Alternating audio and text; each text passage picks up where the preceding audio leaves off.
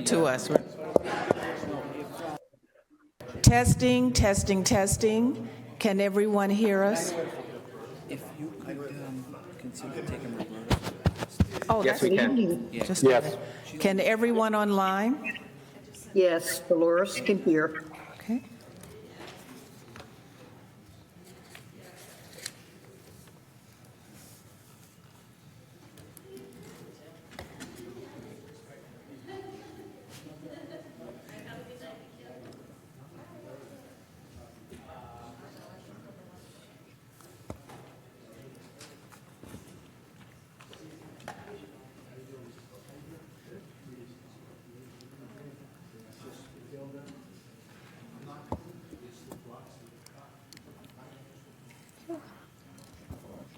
Hello, everyone. I call the meeting of the Select Board to order tonight, Tuesday, January 9th at 7:04 p.m. A motion to open the meeting. So made. Second. All in favor? Aye. Roll call, please. Mr. Gito. Here. Mr. McCrisky. Here. Vice Chair Cavey. Here. Mr. Carrara. Here. And I'm here. I ask all to stand if you are able to salute our flag. I pledge allegiance to the flag of the United States of America and to the republic for which it stands, one nation, under God, indivisible, with liberty and justice for all.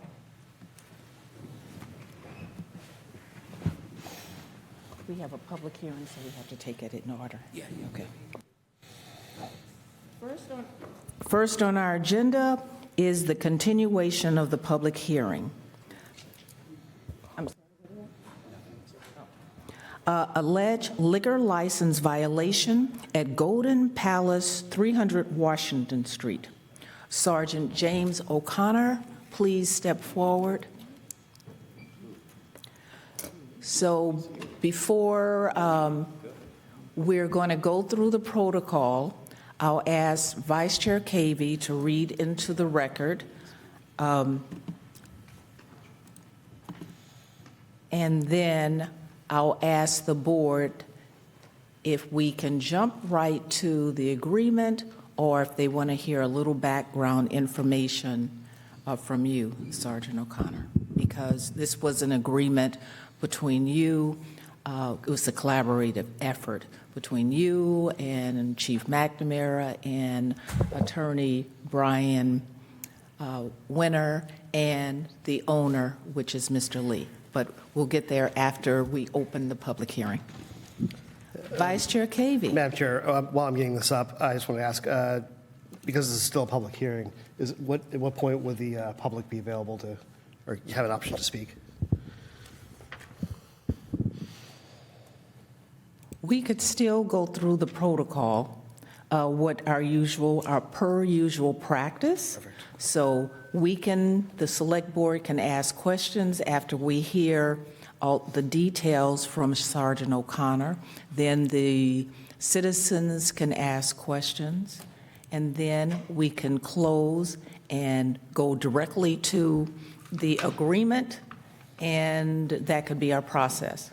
Would that work for you? Oh, no, absolutely. I was just wondering, I just make sure that we had it's easy to kind of leave that step out for me, so not for you. I just wanted to see if there was a time when we could make sure that happened as well. Apologies, I just have to open up the agenda.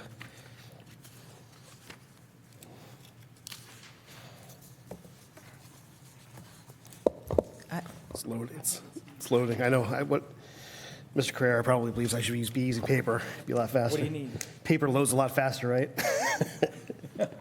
I'm just reading the notice of public hearing. Thank you, Chair Roberts. So I actually do have it now, so thank you so much. So Town of Stoughton, notice of public hearing. Notice of hearing.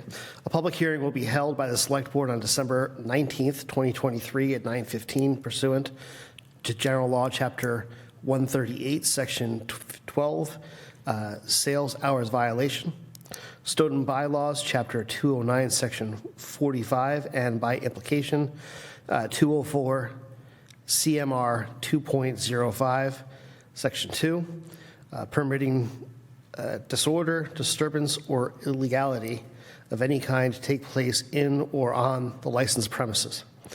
The public hearing will be conducted at the Great Hall, 3rd floor, Town Hall, 10 Pearl Street, Stoughton, Massachusetts, and via Google Meets, and may be broadcast via Stoughton Media Access Television and live stream.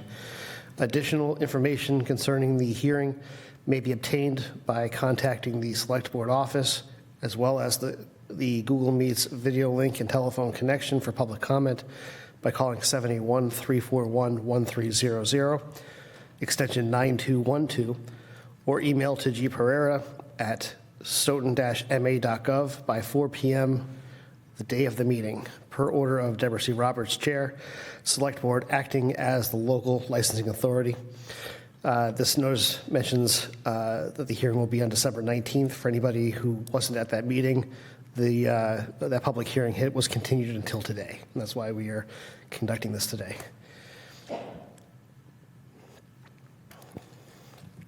Madam Chair? Motion to open the public hearing? Motion to open public hearing, so made. All in favor? Aye.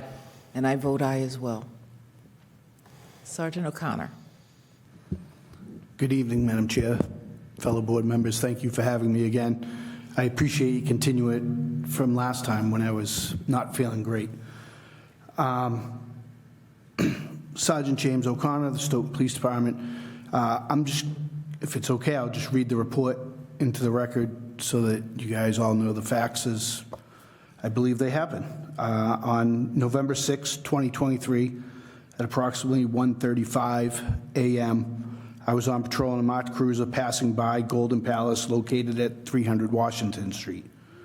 Golden Palace is owned by Peter Lee, who also serves as an employee. At this time, I observed approximately 6 vehicles parked outside the restaurant, which I considered suspicious at this time of night.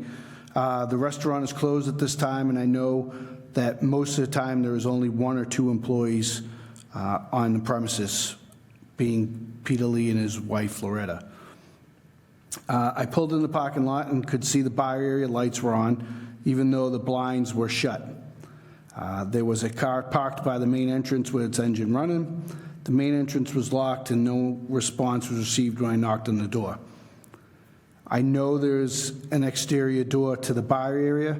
As I was walking in that direction, I could see in the bar area that there were 10 to 12 people inside at the bar and at the tables.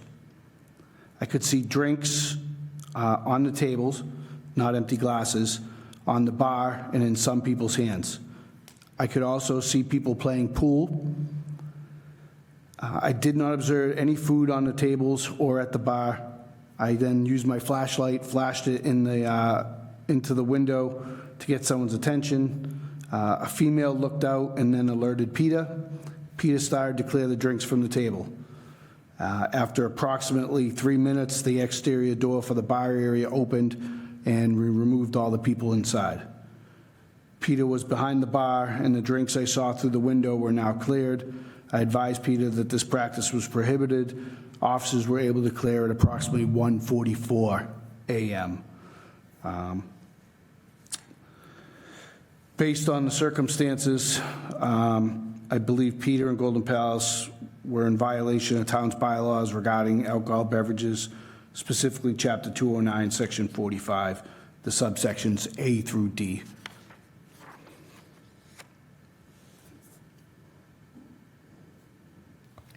Thank you very much. Select Board members, did you have any questions of clarification? Is that substantial information that was submitted, that there was a violation? Mr. McCrisky.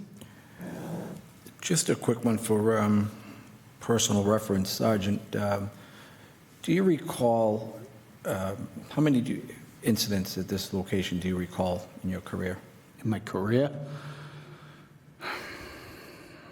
Well, I have 2 documented in my folder here. But I believe that there were some others that I'm aware of that involved underage drinking, but that was kids using fake IDs. I know that there's been a history of some fights at that place. Okay? I mean, Okay, not relevant to this issue, though. right. Okay, all right, that's answered my question. Thank you. Yep. Are there any other questions from the Select Board? Are there any questions from the citizens?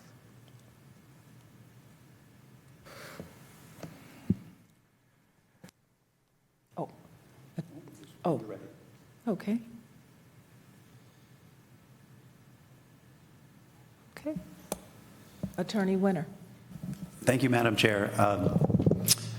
Just for your reference, you have in your package, back this up a little, Mike's a little hot tonight, a memorandum from me and also what I've titled a stipulation on liquor license violation. And just to back up for a moment, as you'll recall, when we last met on this matter, it was continued to tonight. And one of the things I offered to the board was to contact Mr. Peter Lee, the proprietor of the business, and discuss with him a potential disposition in lieu of a hearing. No promises, no guarantees, just offered to contact him. I spoke first with Mr. Lee, with Mr. Peter Lee, and then next with his, who I believe to be his son, John, and we discussed and ultimately negotiated a document that you have before you. And in sum and substance, just to summarize it for you, and you may recall this from the last hearing, there's no dispute as to whether or not the violation occurred. In fact, they've signed a document that says, in fact, it did occur. So they've admitted that. The question is really whether or not and what, to what extent there should be a disposition, a punishment, if you will, for that violation. And so your regulations have a grid essentially in them: first, second, third, fourth violation. We have 2 prior documented violations that we're able to prove, and they're not disputing. They're somewhat dated. They're more than 2 years ago. You have a regulation that says the town clerk, not the police department and not the select board, but the town clerk need only maintain a record of violations for 2 years. And so part of the negotiation that I had with the Golden Palace is, well, what does that mean? Because if this is a third violation, there's a prescribed maximum penalty for that. If it's a first violation, there's a prescribed maximum penalty for that, and they're different. And so what we settled on and what we've proposed, and this is only a recommendation, it's no obligation on this board whatsoever, what we've proposed is essentially something in the middle with some teeth on the end. And so what's been proposed and what the Golden Palace has signed and agreed to is a 5-day suspension with 4 days stayed, 1 served, and that if there's any future violation within 2 years, that the other 4 days be imposed automatically, after a public hearing, of course, but automatically, and then any additional punishment the board sees fit to impose would be tacked onto that. So that would be a second violation, so that could be another 5 days, so that could be up to a 9-day suspension, or depending on the severity of whatever future violation there was, even more. So they've agreed to that. I'll represent, although we have Sergeant O'Connor here to speak for himself. I've provided this to the chief. I've discussed this with the chief, and I believe she supports it. And so this is our recommendation to the board. I'm happy to answer any questions about it or any of the details, but that's it in a nutshell. And so if the board is approving of that, you can vote to adopt it and endorse it. If the board is not, please feel free to ask me any questions. If you have any concerns about it, it's your decision, not mine. And so I leave it to you. Thank you, Attorney Winter. Did any of my fellow board members have a discussion or in regard to the agreement? We could also close the public hearing and then deliberate.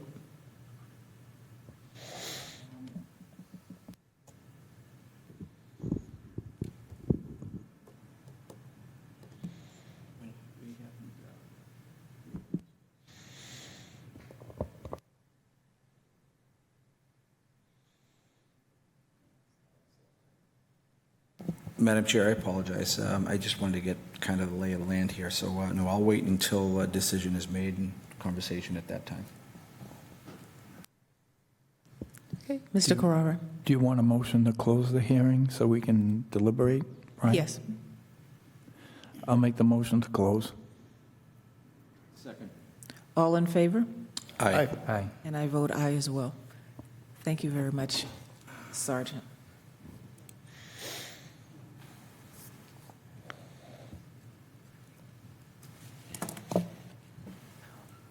What do you think of the overall agreement?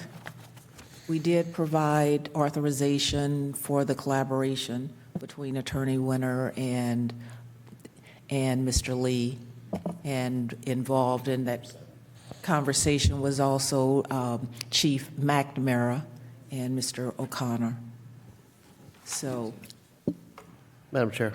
yes, I'll just kick off by saying that I support this agreement. I think it's fair. I'm glad that and thankful that Town Council was able to work with Mr. Lee to work out an arrangement that I think is equitable and appropriate, and also in a way that was sometimes with issues like this, it's nice to have a little bit of perhaps privacy, where you don't necessarily want to end up on the public rack, and as you're attempting to run a business when you made a misstep. And so, I'm thankful that we were able to go through this process. I think it was helpful, and I support their agreement. yes, Mr. Carrara. I concur with Mr. Cavey on that I think Brian did a good job. I think you couldn't ask for a better agreement, because if we level the 5-day suspension, which it deserves, it has to be concurrent. You can't break it up. So by staying 4, having them pick a day, it works. But the teeth are there if something else violates. I think that's something I'd be afraid of. So I agree with the brokered deal there. Mr. Gito, did you want to comment on this? I move that we accept the stipulation on the settlement. Second? Second? All in favor? Aye. Aye. Aye. Aye. And I vote aye as well. And I think that the second part of that is the date. There was a suggested date of suspension. I can't remember, don't have it in front of me. What was that, Tuesday, January? 16th. actually, January next 16th? Tuesday. Next Tuesday. So that was what was proposed to us, and I think I actually just maybe misspoke a minute ago to Mr. McCrisky. The incident occurred on the 6th, of November, which I think was a Monday, and Tuesday was the 7th. So I don't know if the board has a practice as to when it imposes the 1-day suspension, but I think it was 1:30 a.m. On the 6th. So if I'm right, that was on a Monday. So at any rate, if there's any parity between those two things, I just wanted to alert the board to that.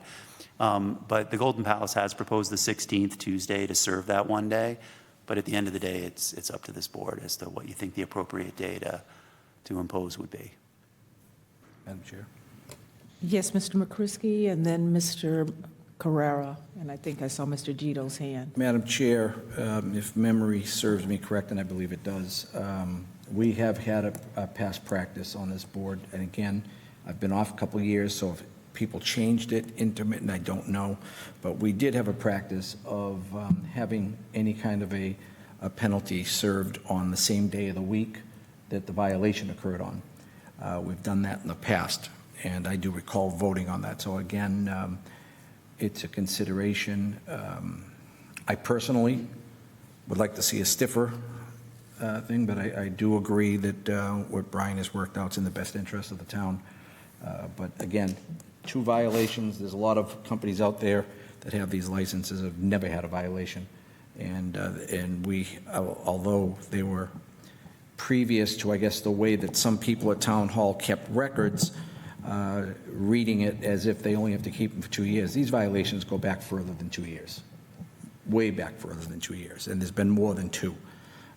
So I just wanted to make sure that I had let that be known, but I'll support the agreement that was drafted by Attorney Winter and whatever the board wishes. Thank you, Mr. Carrara. Mr. McCrisky and then Mr. Carrara. When I was on the board prior, we used to allow them to choose the day. Like Joe says, I don't know if things have changed, but I think where Attorney Winter brokered this between him and the other person and presented it to us, and they showed a date, and if nobody had a problem, I don't have a problem with the date, as long as something gets served. Thank you. Point of And- information. Yes. Apologies, but because next Monday is a holiday, the 16th sort of functions as the first day of the week. And so it's sort of similar, but alternatively, the 22nd would be the next Monday.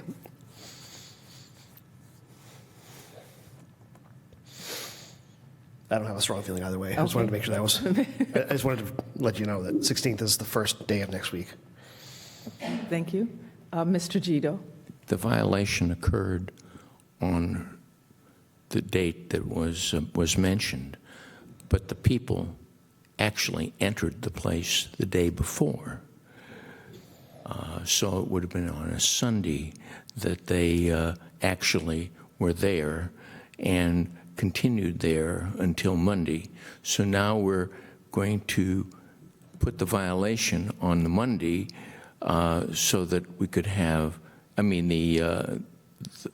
the suspension on a Monday, and the people then won't go over until Tuesday. So, I guess it's a very interesting situation that we're in here, because a Sunday night is probably more full than a Monday evening. But I'm not going crazy over this. Yeah. With the holiday on the 15th, yes, I see it's, but a motion to accept Tuesday, January 16th? So moved.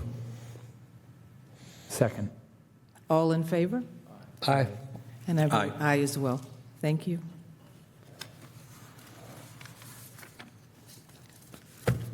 So that is that.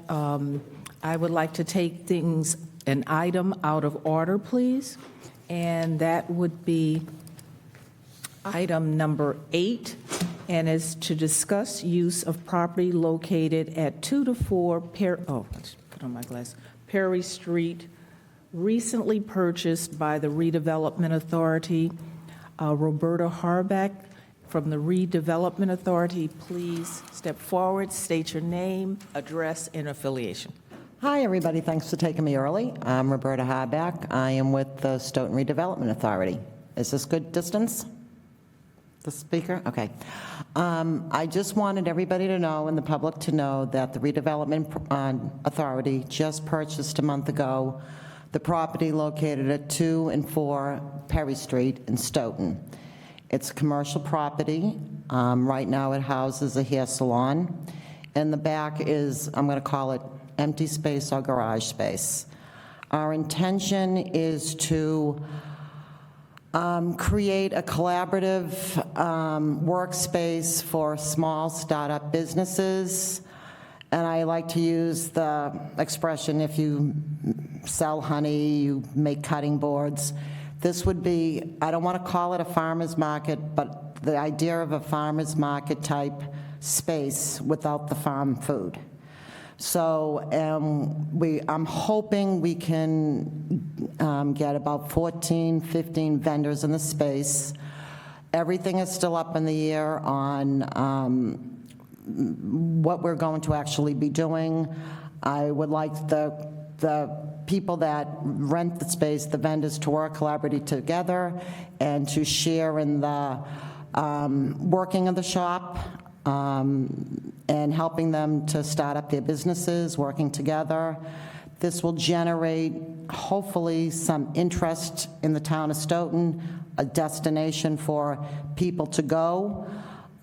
It's not a place that people will be lingering for hours upon hours, but maybe when you frequent these shops, you will then maybe stop and get lunch in the town, get your hair done, get your nails done, something to revitalize part of Stoughton. It's going to be it's near the new train station, not the new train station, it's near the train station.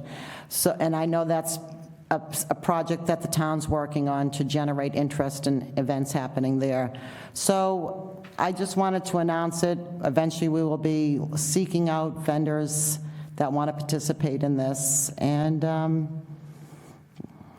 I don't know if I missed anything, but if I did, if anybody has questions, Yes, you're I welcome do. to ask me. Sure. So is it like a co-op? That's what the intention is. If you make honey and Steve sells cutting boards, the intent, now none of this has been voted, but it's been talked, that we would try to open these shops, say 3-4 days a week. And in doing so, you want to keep your honey there. It's going to be there. You're not going to have to be there every day. You're going to have to show up once a month and work the shop. And then you'd have to pay a small fee to keep your table with your honey on it. So we'd be working with Steve, you'd be working with the other people, the other vendors in there, looking out for each other, networking for how to grow the business, if that's your intention, whether with social media or anything like that, bookkeeping, things like that, like a networking type of system, to maybe one day that your honey, you want to open up your own shop in Stoughton Center. You won't need this startup shop anymore. If you want to stay there, there's still a lot to be ironed out, but I'm hoping we're going to be open in May. What's the price? Is it per square footage? Is it for the table? It would or do you have a probably be flat for the fee, table. or- It probably would be a flat fee for the table, and it's basically more just to help cover the taxes, the lights. It's not like we're trying to make money. It's more of something to help redevelop the town, revitalize the downtown area. Does anyone have any questions? Sounds like a great deal. Oh, Mr. McChrist? No, just a comment. I think it's a good idea. I mean, it's, property's been underutilized for some time. It's, and the path that's paying the rent, but there's been a garage off to the side and in the back, so good luck. Yeah, and we would like to eventually move our office to the smaller side. So that would help out, and we'll take it from there. I believe I saw Mr. Gito. Yes. Does the redevelopment authority have a business plan for this property? Yes, we do. We had to have a business plan, and I believe it's on Would you filing. mind sharing a copy of that? Yeah, I'm sure I can have, we have a meeting tomorrow night, I'll have our secretary email it to you. Thank you so Yeah, I much. believe it's on file at the clerk's office. Thank you. Anybody else? I do have a question. You mentioned that some of this, first of all, thank you for doing this. This is going to be wonderful for the town. I hope so. Yeah, and the questions I have are more just informational. I'm just curious. Yeah. There's nothing other than that. But you mentioned that some of the money would be used towards taxes. Is that towards property taxes? Yes. Because I thought for some reason I thought redevelopment authorities were exempt from property taxes. We're not sure because right now our office is not located there. Okay. So maybe when it is, I think they're working on it, they're doing requests, but as of now, we are paying property Okay, taxes, okay. and obviously water and sewer and everything else. Yeah, thank you very much for Yeah. spearheading and making it happen. As I just took a look at the location, and it's a wonderful place to bike near, right where Wyman Street and Perry Street split behind where the train station is. Right. So there's a lot of different parking options over there, and it's looks like a great. The Perry Street area, I think, is just a really nice neighborhood. Yeah, It's really pretty. I mean, this is a stab in the dark. I just thought it would be something I'm trying to revitalize. It's an unused property, and we'll do our best, and hopefully we'll get a lot of, I wanted to announce it because I want to start to generate for some interest. So the honey that you're making, you get the bug in your ear, and we'll put it out there. Yeah, obviously I'll be there as often as possible, and fingers crossed that you guys are tax exempt. Okay, thank you. All right, thanks a lot, I appreciate it. Thank you very much, Mrs. Harback.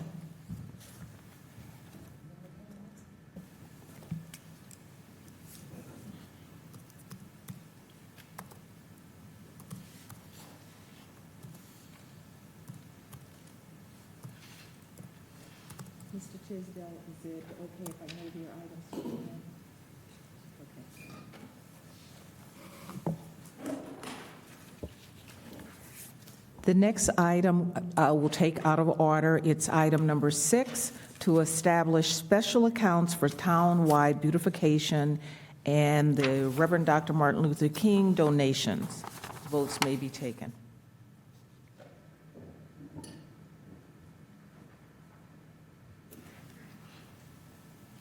Who is going to speak in reference to this item?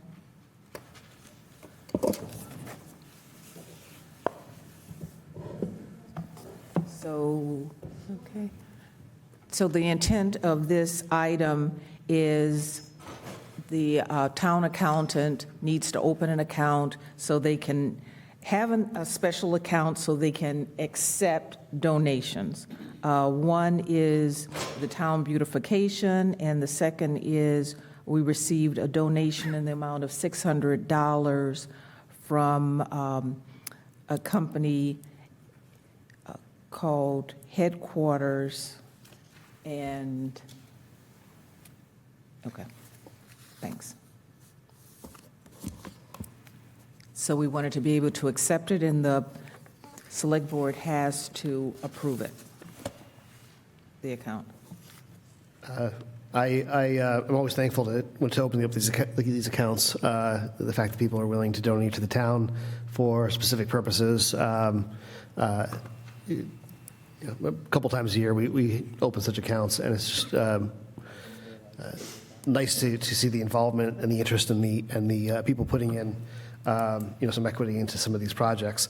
And for that, I'm grateful. So I'd like to make a motion to establish special accounts for townwide beautification and Dr. Martin Luther King Day donations. All in favor? Madam Chair? Aye. Yes. Mhm. Through you, I see Recreation Department Director is here, or Paul, whoever can answer the question. Yes. How is this beautification account going to be managed? It'll be managed as, well, If Matt Kuchan, or because town manager isn't here, or the... But imagine it's going to be going through recreation? No? So first, this is just to open an account. That's more on the accounting and finance side. So who's going to manage it? That would be the accounting and finance staff, the town accountant. Okay, who will have access to this account? And how will expenditures be made? Mark? Yep, I can add my opinion in it, although Thank you. I'm not the big man. So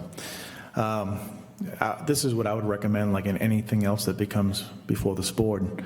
You allow the town manager to vet it, make sure it makes sense, and then most of the use of these funds will either be on a town property or in the right-of-way for town beautification, which would need your approval anyways. So I think eventually it would come to your board. Maybe it's a consent agenda item if it's a small thing, or maybe it's something larger, like it's voted on. Thank you for that clarification, Mr. Tisdale. What I was going to do is point Mr. McCrisky to item number 9 of the agenda, and that would be 9F, and that was, the same thing would happen, such as the $600 from Overhead Door Company.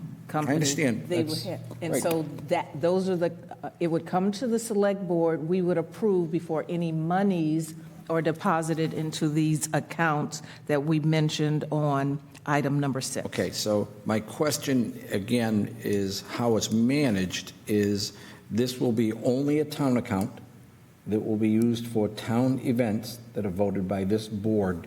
So when I look at this is different than a beautification. Okay, so who can have access to the beautification account? Anybody? Can a nonprofit come forward and ask for money to be used for something they want to do? Or is it for a town event? That's my question. You know, and the reason I asked the question is that we've had a nonprofit go to different boards to try to raise money. We allowed that group to use money from the town budget, which I didn't agree with at the time, still don't agree with. So that's why I'm asking the question. Are we going to have, you know, a nonprofit come in and say, we'd like to access some of that money in the beautification? I don't think they can legally. So that's my question. Attorney Winter, can you weigh in on that? Because in the past, for accounts and for funding that's deposited into these accounts, it's only been used for sole purpose. It's been restricted. But can you weigh in on this? It's hard to give a definitive answer without knowing the circumstances for those past events. So typically, I think what you're referring to is what's sometimes called the anti-aid, where you can't give public funds to private entities, even if they're nonprofit entities. And so typically these funds are, I don't know, restriction might be too heavy a word for it, but they were donated to the town for municipal purposes, and they're typically voted upon and expended for municipal purposes. Now, I couldn't tell you until you had a case in front of this board whether or not a nonprofit that wanted to host some kind of event or perform some sort of activity could potentially also be a municipal purpose. It could be something that benefits the public exclusively and to such a degree that this board might deem it appropriate and in the public interest. But I don't know until you have that request in front of you. So I don't want to rule it out, since we're talking about hypotheticals. And so I think the default position would be it's town-sponsored, town-approved, town event related activities, unless and until someone puts something else in front of you to consider. Reason I asked the question, because we've had a couple of these types of funds, revolving things for a purpose. 4th of July. There was for outdoor community events, things like that. But, like I said, there was a couple things that happened, not too far back that I just didn't think was appropriate use of taxpayers' money. If somebody makes a donation for a specific purpose, and if it's for beautification, we had a lengthy conversation about that not too far back. If they say, I'd like to contribute to the town's beautification, well, as long as it's being used for beautification, the town can allow somebody to do something. If it was a Boy Scout group or something like that that was going to say, we'll do the work, you pay for the flowers, that's an appropriate use. But for the town to lose control of how that money is spent, we're going to take this and we're going to do something or apply. We've had some requests I didn't think, for public funds in the past was something we should be doing. So I'm just looking to make sure that that any accounts that we set up are going to be used for that purpose and that a donation's made for that purpose. Something like this is a donation made $600 from the company for this particular event. So we're not going to use that we're prohibited for using it, for beautification. But like I said, there's been a couple other instances where a nonprofit went to another department, asked for money for this, and and it kind of blew up a little bit. So I just want to make sure that that we get the discussion now. If we're going to be doing these, it's for a specific purpose. This is, I think, the wording of this one doesn't bother me, but if we take the money in for a purpose, it gets used for that purpose. I want to make sure that gets recorded tonight because I see us going down a slippery slope in a couple areas. So I just want to get that all on the record, and so that if something happens, I'll be coming back to this board.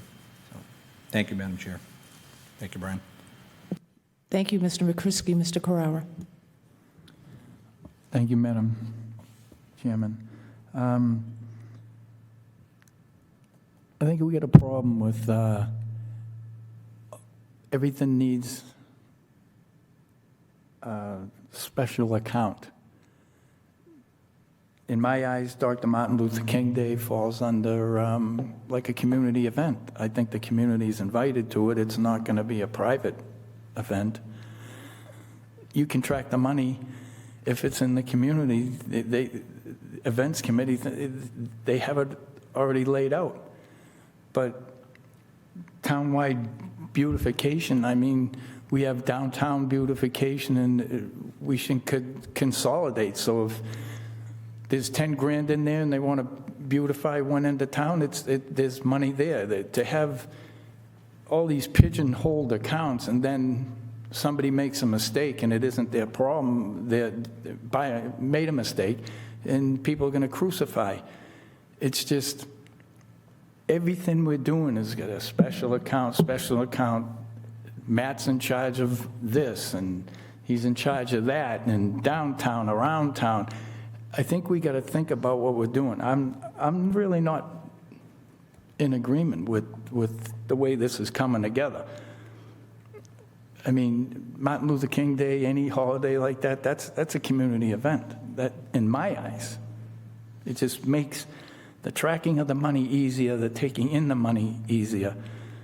And if somebody wanted something spelled straight to recreation, there's a way around it, and it's called in-kind donation. You actually purchase that for them. That way it doesn't get, this is what happened at the old age up there at the elderly. People were donating money and it was being misused. It can be tracked. I was there when they caught it. Then they had to do, Capizoli would run functions and the money would go in kind, so it couldn't be used for anything other than a trip for those people on a bus. And I had to tell them that. I says, you want to do it, you buy the ride. Don't give them the money. Because once it goes in, anybody can spend it. So in my eyes, if money gets taken in from the door people, it should go into community events, and then it gets, if it's more than $600, there's money in there to do a little more than $600. That's how it looks to me. So we have for you, Mr. Jaffoon, Vice Chair Cavey raised his hand. Yeah, so it probably would be good to have, a town accountant or somebody from that office represent this on the one hand. But, the purpose of these accounts is, I mean, they'll be open only as long as there's a little bit of money in them. But somebody who donates to the town for a specific purpose, they want to make sure it goes to that. And the way that we ensure that is by creating an account for that. Versus if they just gave a road check to the town of, it's the town of Stoughton, it goes into the general fund, can be used to buy things completely unrelated to what they're donating to the town for. And so this is really just a way to offer the people who are willing to donate assurance that we're going to be using it for the purposes that they are providing it. So that we have a specific donor who's looking to donate to an event specifically for Martin Luther King Day. It's just as a courtesy to them to ensure that money is being used that way. We create an account that says Martin Luther King Day Fund, and that donation goes in there, and it can only be used for that purpose. If it goes into the community events and it's earmarked, that's locked in. I don't think you can earmark it. There's no way to earmark those funds. Once it goes in there, it gets used for everything that community's doing, and that fund's doing. So if they want it to be used for this specific purpose, it has to go into this specific account. And so that's my understanding of the purpose of this. If we want to hold off. That's my understanding as well, and if we wanted to take a step back and think of the 300th committee, I didn't forget about you, Mr. Jaffoon. The 300th committee, we went through the same process. They opened a special account for them, and then they can accept donations. So this has been a protocol of ours for a little while now. Madam Chair. Oh, yes. If I may, this goes back to, oh my gosh, I forget what year I had taken over with another group of people, community events. I want to say 2007 maybe. And we had a community of accounts revolving fund at community events. So when people wanted to make a donation that would be a community event, It was used for, anything that was a community event that was run by the town. So we had our community events committee that was recognized by the select board, and we would run the 4th of July parade, the holiday parade, the Easter egg hunt, the haunted hayride, and the money would be used for only those things. So if we have beautification, it's for beautification only, and you can define those. So we have done this, and yours, that you mentioned as well, the 300th. If people want to make a donation to be used for the 300th celebration, that's what it's locked in. And I just wanted to make sure that when we're locking this in, it's for town events, and that we don't have some nonprofits coming forward thinking they can tap into that money because they'll use it to run their event. And if you remember, years back, people who remember way back when we had our 4th of July Kids Day, it wasn't commercialized.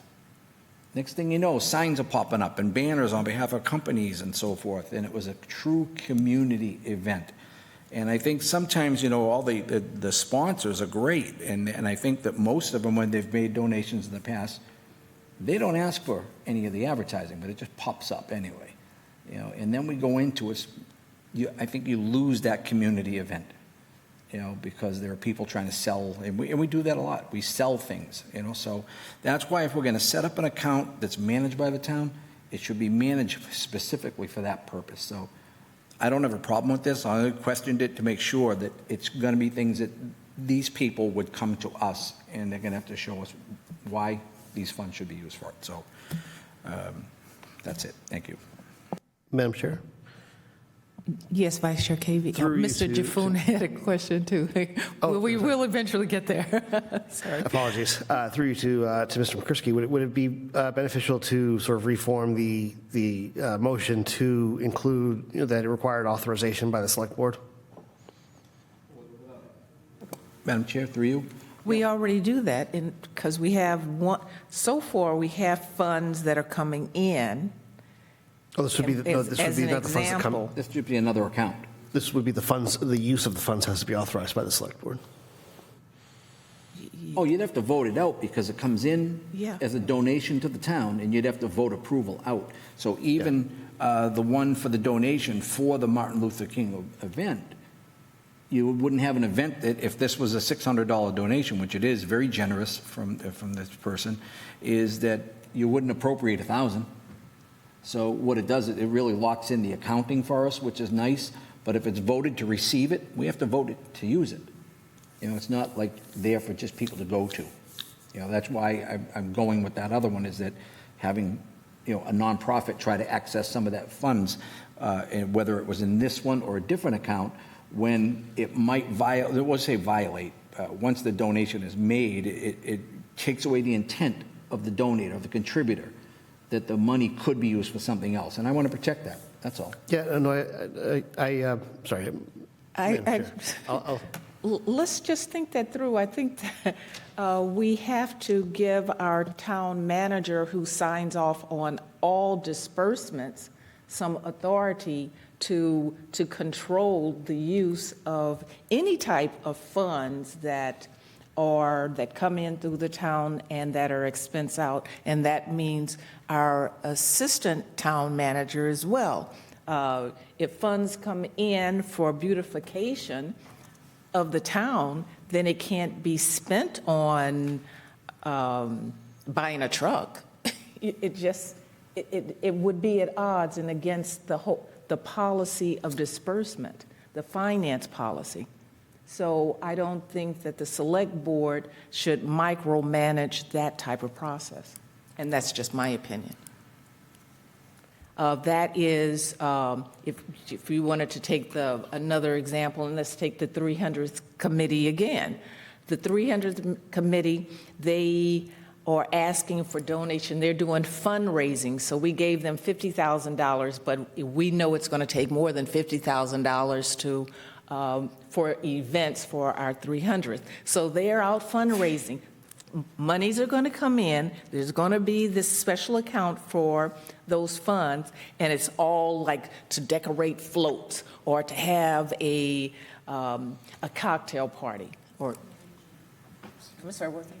Oh, Mary Jane just darned, okay. I must stop there and let our interim town accountant answer this question. Thank you, Mary Jane. Hi, can you hear me? Yes, we can, and thank you very much for joining us.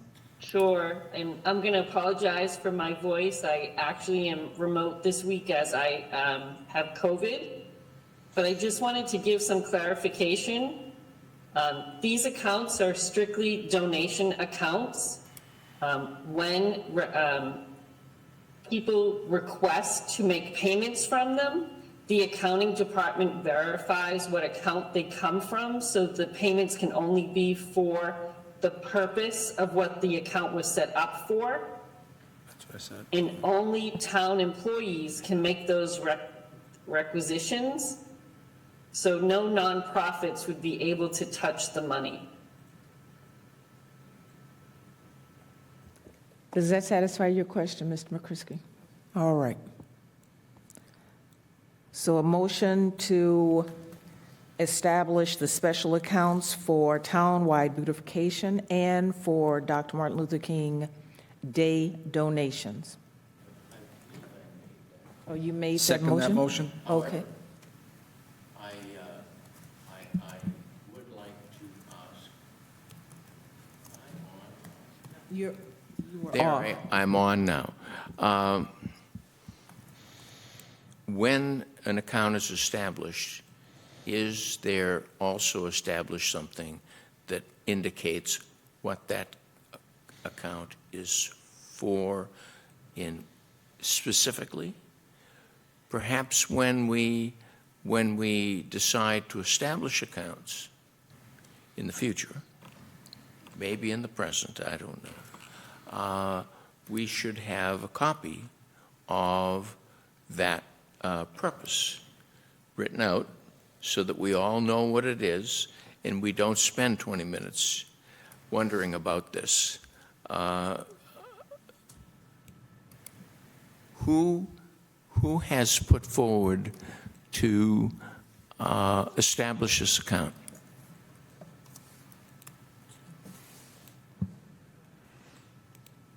Yes. Mr. Jaffoon. Thank you, Madam Chair. Yep, Paul Jaffoon, Public Works. The Public Works has put forth this request. I'll give you a little bit of background, I'll spend 30 seconds on it. Mr. Gito knows we have a group working on beautification day, cleanup day, and then in the not too distant future after that day, a day where we'll do plantings and things like that. The donations received will go to those purposes and those purposes only. Excuse me, I think we've already clarified with that, but to answer Mr. McCrisky's question, the person or the department responsible for that account would be the Public Works.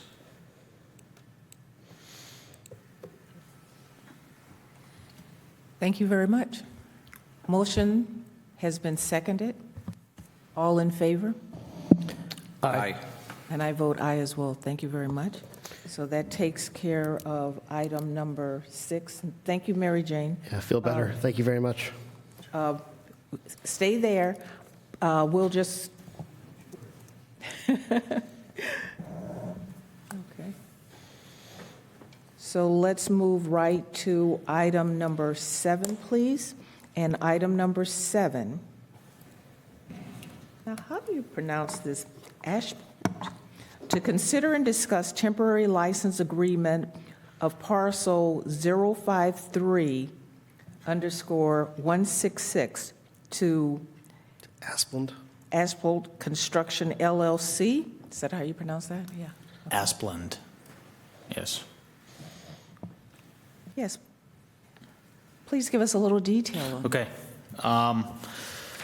Asplund Construction will be installing utility poles for National Grid in an upcoming project for Washington Street from the Canton line to about Central Street. And Asplin needs a laydown area and a place to have an office trailer and to store some material and equipment and some storage containers. We have had an agreement with this company before. They were good tenants. They paid their rent on time. This time we actually raised the rent, and we think it's a decent opportunity to get a few bucks.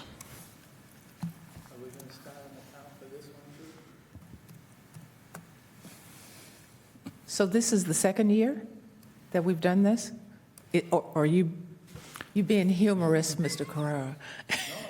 Oh, okay. So this is the second year for this, this license, this temporary license, I believe. Not exactly. They're for two separate projects. And the other lease agreement was for a separate property. So this is a new lease agreement for a different project. Thank you. Yes, Mr. Carrera? We approved them, the usage of a piece of property on Washington Street that we asked them to pay insurance and bond. Now they're going to use a different piece, and it's a little bit bigger.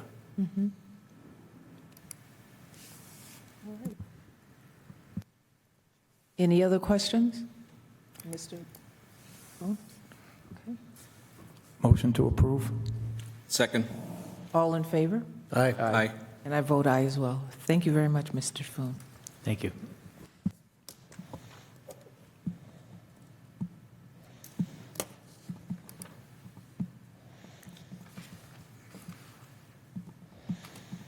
Okay.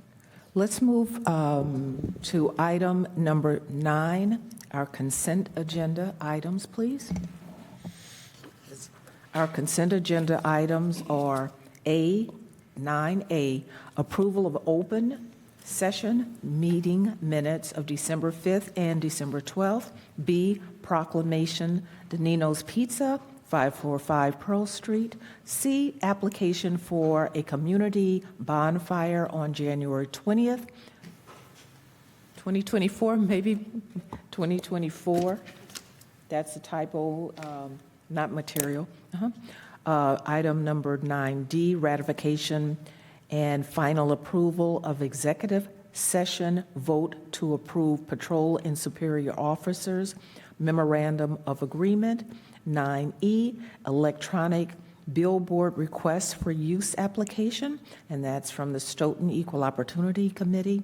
And item number 9F, to accept a donation of $600 from Overhead Door Company of Southeastern Mass Incorporated for Dr. Martin Luther King Day. They do have a office, their main office is located here in Stoughton, right off of Central Street. Does anyone want to pull any of those items? Though I intend to support it, since we have the Recreation Department Director here, I would like to learn more about the bonfire. So I'd like to pull consent agenda item C. E? C, E, D. D,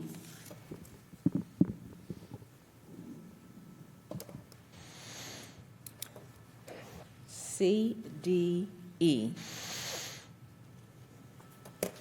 Okay, let's start with the bonfire on item C, please. Good evening, Matt Koshan, Recreation Director.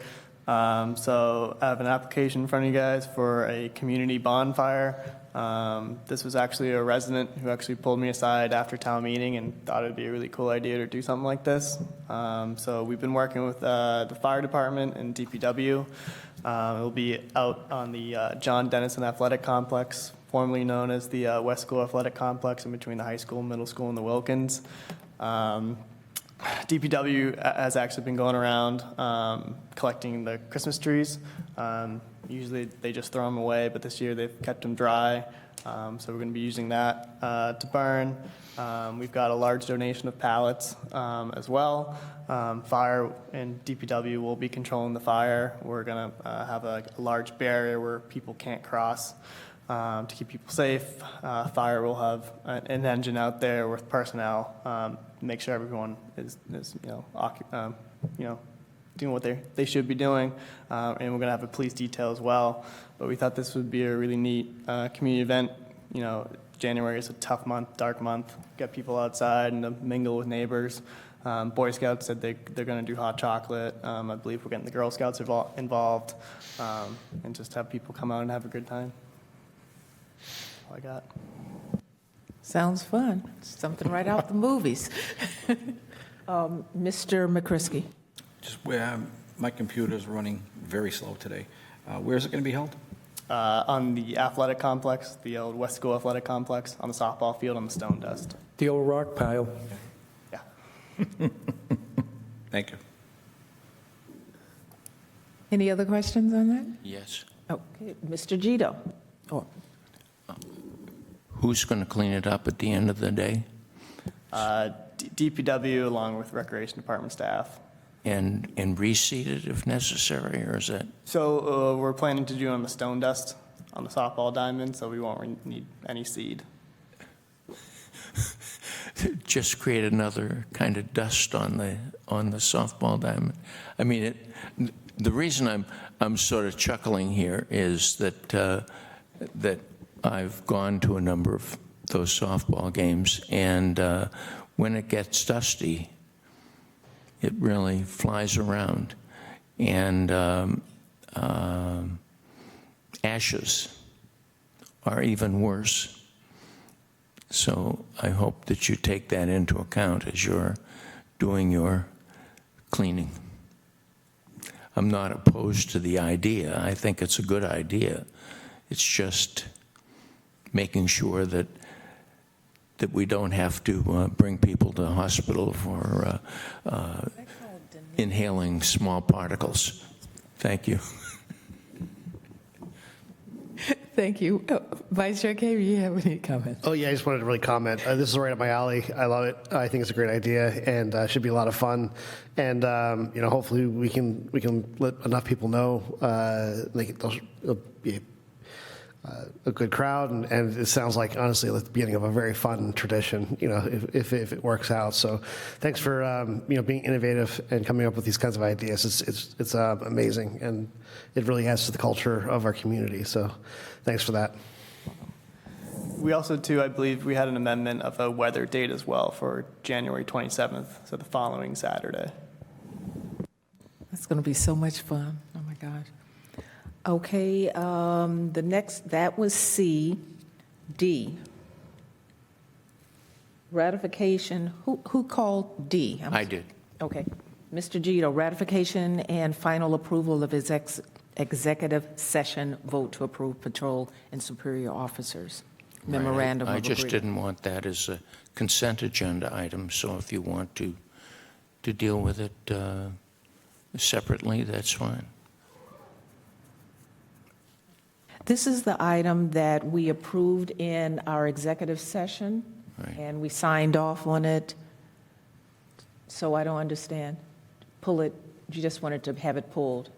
Did you have any other questions? I have a comment on that. Oh, sure, please, proceed. Because I don't agree with that, with those contracts. And I will be happy to tell you about that. I don't agree with the approach that the town is taking to solve the problem of hiring police officers. We say that civil service doesn't give us good candidates, therefore we must get out of civil service and go on our own. Madam Chair, if I may. Yes. Mr. I'm Gito. sorry. I mean, Mr. This McCrisky. This is on the consent agenda to be approved. We voted, and we worked on this. This prepared document should have been read in that meeting. This is to ratify it. We've already done that work. I think this is a total wrong use of the consent agenda. If Mr. Gito feels that he needs to talk about it more, he should make a motion that we go into an executive session so he can be heard. I believe that this unit is waiting for their contract to be ratified after we signed it. So I'm just troubled with the process, that's all. I mean, If this is the wrong process, then I would like to know about that. Well, It you were seems in to the me, meeting. If you were in I the was in meeting- the meeting, and I thought that we had to come out and vote on the contracts then in. vote up or down, but you're trying to discuss the process that was used. No, I'm trying to discuss whether or not we should approve or not approve that. Executive session would have been the time to discuss that, not here. And maybe I'm wrong on this. I thought that we had to come out and vote on the item in open session. Now, Right. if I'm wrong, we could Right, we're going ask to vote on it, not could- discuss the process again. No, I'm not discussing the process again. I'm discussing whether or not we should be approving that contract. I just don't, I don't. follow No, your I thought. mean, if I am incorrect here, and we can vote on these things in executive session and come out and just say, oh, we voted on them in executive session, We have to take. then that's a different issue. No, Mr. Gito, the votes have to be taken in open session. Well, then- You're reading from a prepared statement that seems to not be something you said inside, which would have been the time to bring up your concerns on anything in that contract in the negotiation when we're talking about it. So I just don't feel it's fair to the board to have this last minute in your reading. I can see from here, you're reading a prepared statement. We don't have. We've had no input to it. And then You have no need for my Oh, that's prepared right. statement, sir. That's right, but you're bringing it now at a public forum. I'm bringing it up. Discussed in executive Look at- session. Excuse me, one. I am bringing it up because if we are to vote on an article in open session, then the discussion should be in open session as well. It seems to me. Now, if I am, I'll go with Madam Chairman, if point I of am information. wrong, then I agree with you, Mr. Gito, that you pulled it from consent agenda so we can discuss it, and we're doing so. But I would also like to hear, Mr. Carrara, you were saying something. You're pulling on the other side. I don't mean to interrupt, but we discussed the logistics of this contract in that room under executive session. We voted in there to accept it. Now, this contract has to be revoted here in the open. We can't discuss it in the open because until we vote it, because right now that contract could fall apart here. Do you understand what I'm talking Yes, about? exactly. It's an open, it's like being opened in front of the public, which hasn't got the right till we ratify it, then it can go to the public. That makes a lot of sense to me. That's my understanding. So, once we vote on it to ratify it, and then, because it's already, it hasn't been finalized. So, can I get a motion to accept, and then it's not on the agenda, but we can put it on the agenda for our next meeting, which is on the 16th? Oh, Attorney Winter. Could I? I guess this is why you're here. Am I reading that wrong, Brian? But right, Attorney Winter. Yeah. I would like a legal opinion on that. I mean, it doesn't make any difference what it I know it's is. here. But it seems to me that if we are voting on something that is going to have implications for basically the rest of the time on budgets, and it's a substantial change, that, I mean, not that whether it was substantial or not is is probably not as important as whether or not it should be in public session or not, to have a discussion on the topic itself. So with your permission, I would ask town council to tell me I'm right or wrong. I mean, I don't care. Yeah. If it's whatever, if I'm Yes. incorrect, then that's fine. Attorney Winter, Thank you, please. Madam Chair. The vote was taken in executive session for a reason, because you had the discussion. Sorry. The vote was taken in executive session for a reason, and you had that executive session for a reason. The vote that's made in public is to ratify the vote you took in executive session. And so nothing that occurred in executive session, and in fact, this agreement is not public until it's ratified, and that's closed out. And I think this was Mr. Carrera's point. It remains executive session material until that process is concluded. It hasn't concluded because you didn't ratify the vote taken in executive session. Once that vote, so normally, let's say this all happened in one night. You'd have your executive session, take your vote, you'd come out and you'd announce and ratify that vote on the public record. And that's the missing step. You haven't taken that step yet. That's all that's on the agenda for tonight. So I would, I think, support the suggestion that if you see fit to, take your vote now, and then if you want to put it on the agenda for the next meeting, you're free to do so, keeping in mind that you have not released the executive session minutes and voted to disclose those. So that discussion remains privileged discussion. The contract itself, once that becomes public, you can discuss that. That is public. But what was discussed and negotiated in there is not. Thank you. Thank you, that's clear. Thank you all. Thank you, Joe. Thank you, everybody else that contributed to the discussion. Okay, so that would be So ratification. now, we are only voting to say that we voted. I mean, for this. I mean, it's basically a disclosure. It's not a vote for or against. Madam Chair, that, if I may. Yes, Attorney That's in Winter. fact what a ratification is. For example, if you took a previous vote and for some reason you needed to ratify that at a later meeting, you're not re-voting it.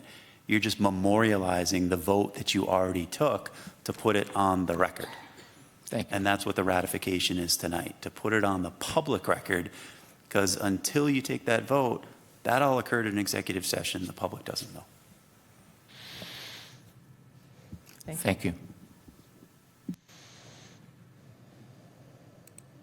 Okay, guess this is final, okay. Then item number 9E,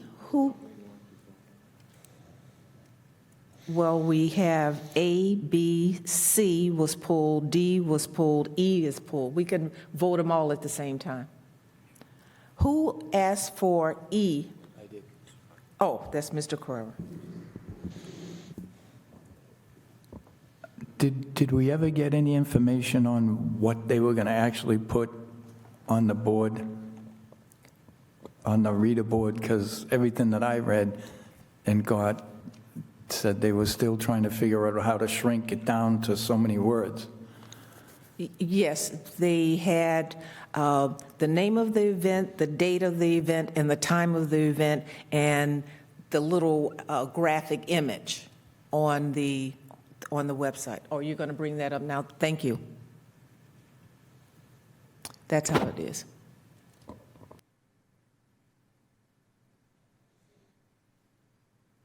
I didn't get it in my packet, so that's why I was asking.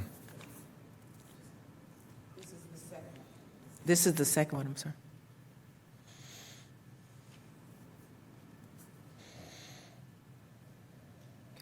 So the first event is a historical tour here at Town Hall on this Thursday, which is the 11th, from 6 p.m. to 8. And the second event is the MLK event, which is at the Stoughton Public Library from 10 to 4 p.m.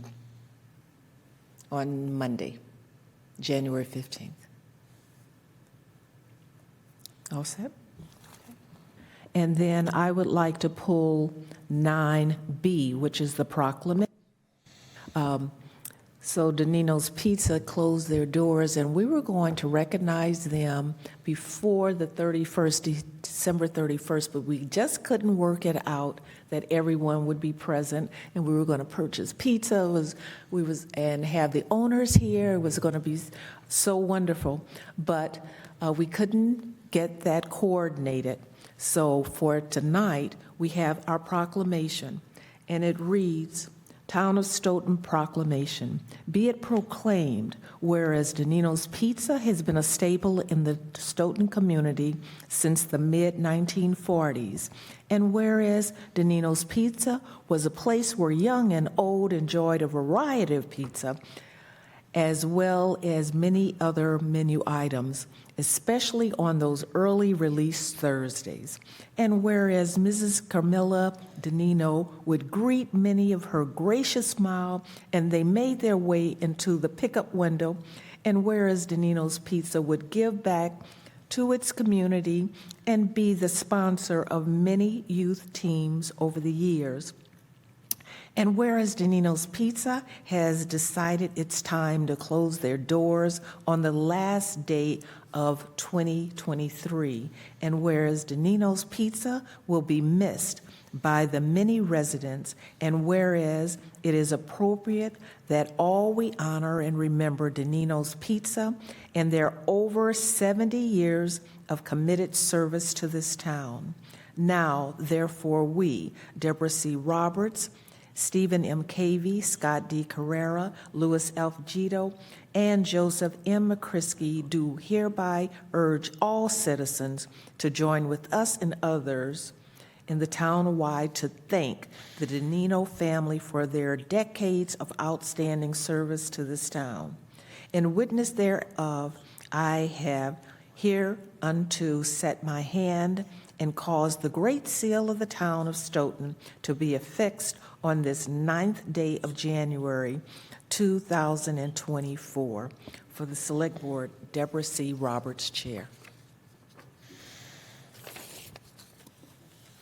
So may I have a motion to accept the consent agenda items A, B, C, D, E, and F? Second, Madam Chair. That's made and seconded. All in favor? Aye. I voted against D. Okay. So, In favor of the others. okay, so let's restate that motion so it's clear for the records then. Consent agenda items A, B, C, E, and F. Motion. No, Madam Chair, Yes. all the consent agenda items should be voted on. If Mr. Gito decides to vote against one, that's his right. But we name all the issues on the consent agenda for a vote, and the vote will come down the way it goes. We're not going to. I don't want to remove D. So I don't think that one person has the right to remove. That's why we vote the consent agenda. So I'm calling that we vote the consent agenda like we've done consistently on this board. If we voted to remove something, it was done with a vote, not one person that pulls it, and it doesn't get voted. I want to vote for item D. It's on the agenda. I want to vote for it. I don't want one person saying they're going to pull it, because I don't agree with your position. And I'm going to vote on it tonight. I'm not You don't. suggesting we not vote on it. It just is whether or not I have to vote against other items that I would vote for.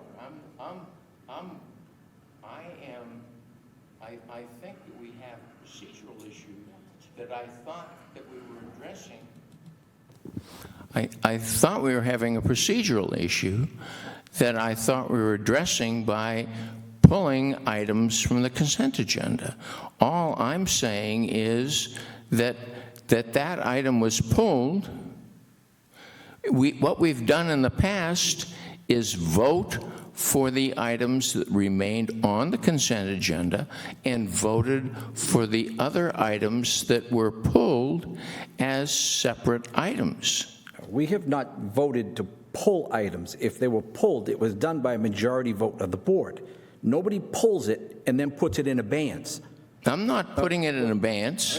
But you just said you didn't want to vote for it, so you don't have to vote for it. But these items are here for a vote. So Do you now, understand listen, I the understand. difference? I don't think you do, Lou, okay? Now, if legal counsel wants to intervene here, okay, we have done this. We voted. We pull these, not to pull them aside, we pull them to question them further. That's how we pull them. We've done that historically. We pull them because somebody has additional questions on the subject matter. That's great. Everybody has that right to pull it for discussion. We discuss them, and then we vote the consent agenda items. If somebody wants to pull it and vote it to be pulled, fine. We vote on whether we'll pull it and take it out of the consent agenda. That hasn't been done here. This is what's presented. We pull them for conversations. Excuse me for one quick No, second. I don't think that's- Attorney I Winter, disagree with you. please weigh in on this discussion. Just a point of clarification, as I understood Mr. Gito in response to the motion, he cast a vote on the motion. And I believe, and please, Mr. Gito, you're obviously sitting right next to me, you can correct me if I'm wrong. You cast a vote in the affirmative for A, B, C, E, and F, and in the negative for D. That is correct. So if I understand that correctly, the record should reflect that the board made a motion, it was seconded, and it was voted 5-0 on everything except D, and D was 4-1.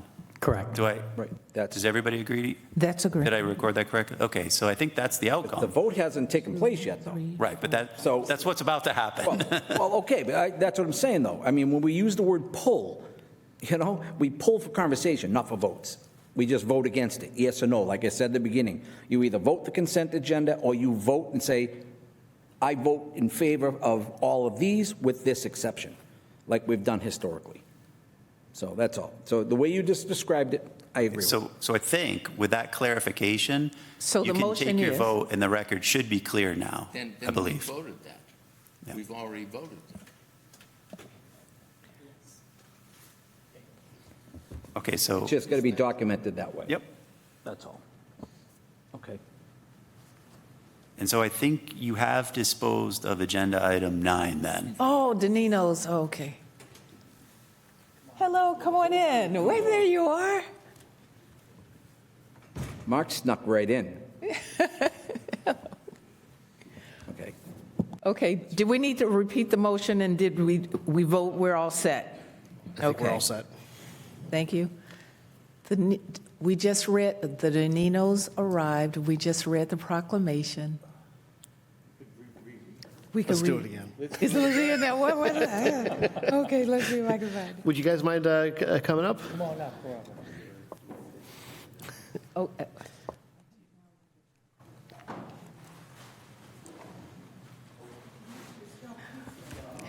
please step forward and state your name. Oh, I think we need one more chair. Okay. There we go. I'm Mark Danino. Hello there. Well, hello. Hello there. Hi, how are you? Just so that people at home can hear, on the mics, there's a little button. If you just grab one of those and press the button so the light's green, I think everyone would love to hear you. We were just saying that we wanted to celebrate you before the end of the year so we could have pizza and have like a little pizza party and all that. We celebrate all that you've done to the community. Did you want to share a few words? And then from there, I'll read the proclamation, and we have a copy for you to get framed. Well, we'd just like to thank you all for inviting us. This is quite an honor. It's something that we never expected, and We're very grateful. And I would say just on behalf of the Donino family, we want to thank the community, the town, and especially our customers. And our customers, for all the love. And I think that's been important. We've seen so many stories of fifth generation. Somebody posted on our Facebook page recently their fifth generation great-grandchild eating Donino's pizza for the first time. So we celebrate our mother's legacy and our grandparents' legacy, and all the Doninos that started it. And my mom wanted us to close the shop when she was starting to fail, and we felt in her honor and her legacy we would keep it going as long as we could. But we're all getting old, and it's time to go out on a high note. And we can only say we thank all the support that we've received. The police, the fire, the DPW, everybody from the town has been awesome to us. So we thank you for all your support to us. Yes. Did you have one little? I just want to say thank you too. I've been sick, so I can't really speak too much, but just thank you to all our customers and the community and the neighbors, and they've all become like family, and we love them as much as they enjoy coming and being with us, and that's the part that we're going to really miss. So in celebration of you, your family, and your business, we have the Town of Stoughton Proclamation. Be it proclaimed, whereas Donino's Pizza has been a staple in the Stoughton community since the mid-1940s, and whereas Donino's Pizza was a place where young and old enjoyed a variety of pizzas as well as many other menu items, especially on those early release Thursdays. And whereas Mrs. Camilla Donino would greet many with her gracious smile as they made their way into the pickup window, and whereas Donino's Pizza would give back to its community and be the sponsor of many youth teams over the years, and whereas Donino's Pizza has decided it's time to close their doors on the last day of 2023, and whereas Donino's Pizza will be missed by many residents, and whereas it is appropriate that all we honor and remember Donino's Pizza and their over 70 years of committed service to this town. Now, therefore, we, Deborah C. Roberts, Stephen M. Cavey, Scott D. Carrera, Louis F. Gito, and Joseph M. McCrisky, do hereby urge all citizens to join with us and others town-wide to thank the Donino family for their decades of outstanding service to this town. In witness thereof, I have unto thee set my hand and caused the great seal of the town of Stoughton to be affixed on this 9th day of January, 2024. For the Select Board, Deborah C. Roberts, Chair. And Mr. McCrisky wanted to say a word. Oh. Actually, a couple words, and it's sad. It's you're going to have your life back. Probably won't know what to do with all your free time. You'll be waking up on the alarm no matter what, right? But we lose and we create the loss with great memories, with your family, you folks. Your mom, your dad, never got to meet your dad. Your mom was everybody in Stoughton's mom. She knew the family. She knew the grandchildren. She knew who was sick. I'd love to put a number on the free pizzas that were brought out to Little League games and hockey events, football, people that were having tough times, and as the town changes, unfortunately, it changes in some negative ways that we lose some of our identity, and it's changing. But we do replace that with great memories of your family and families like yours who become kind of the Stoughton Kennedys, if you will, families that really set themselves apart in the dedication to their community, and they do it by putting their best foot forward and making a difference. And as much as I congratulate you all on your retirement, I ask that we never forget, and that we do have your mom's square, that bears the family name. that whatever we can do with historical society items, we'd love to have you write some things down so that we can capture the history of Danino's Pizza, because there's going to be a day in this town where people are going to say, wow, there was a little small pizza place there. You know, we want to show that. But thank you to each of you, your family, which is an extended family. Was there anybody in the family that never worked at the pizza store? I don't think.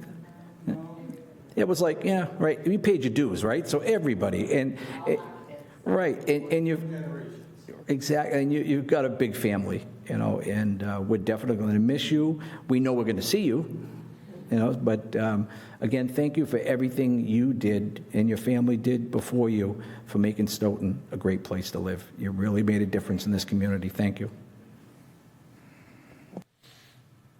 Mr. Carrara. It's very hard to see it.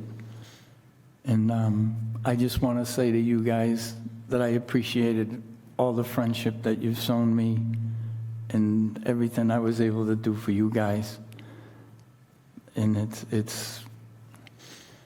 I saw it the day I had to go and see Mark, and I'm going to visit the same ending pretty soon. But Robin, I was there when you got married. It was just, it's a life well lived. And I thank you guys for everything. The generosity was immense. I love you guys.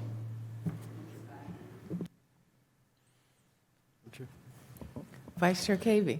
I'll be very brief. I do thank you guys very much for contributing so significantly to the culture of the community. You know, it's part of our unique cuisine, and where, you know, a lot of our restaurants, chains are very popular, it becomes, sanitized, and sort of you lose that unique aspects of a community. And not only was your business unique, the pizza was very unique. It was something people are not going to be able to replicate. They're not going to be able to find it elsewhere. And that is, people are going to be talking about it for decades. And I think you, I'm sure the retirement was a difficult decision, but, hey, it wasn't that bad. It wasn't that hard. But, it's just, everyone has said it. You had lines out the door for days. And it's one of those things where people, I think they realize there's going to come a day soon when they're going to miss this, and they took their opportunity. So, but thank you so much. What I wouldn't give for the recipe, but thank you so much. Thank you very much for joining us this night and all that you do. This is so nice. We really are grateful, and it's nice to be acknowledged for all our years, and we really thank you all. Great. Thank you.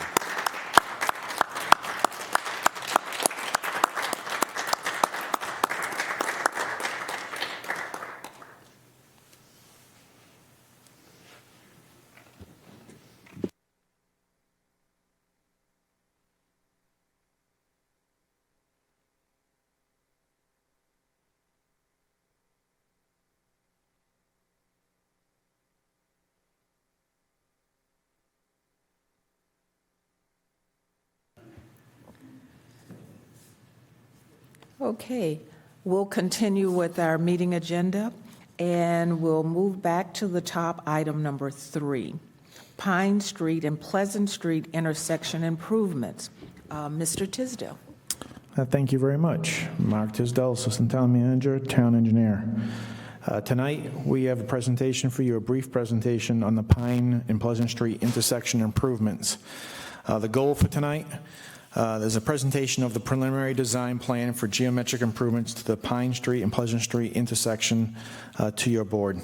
After the presentation, we would like the board to take a vote to endorse the plan as street commissioners of the town and to allow us to progress into the final design stages of the project. As you may remember, this was a town meeting article last May for $75,000. It was Article 60. So we're well on our way with this project. With us tonight are the traffic engineers. They can answer any technical questions you may have. They will provide you a short PowerPoint presentation. There's no new information in the PowerPoint that's not in the memo that was in your package.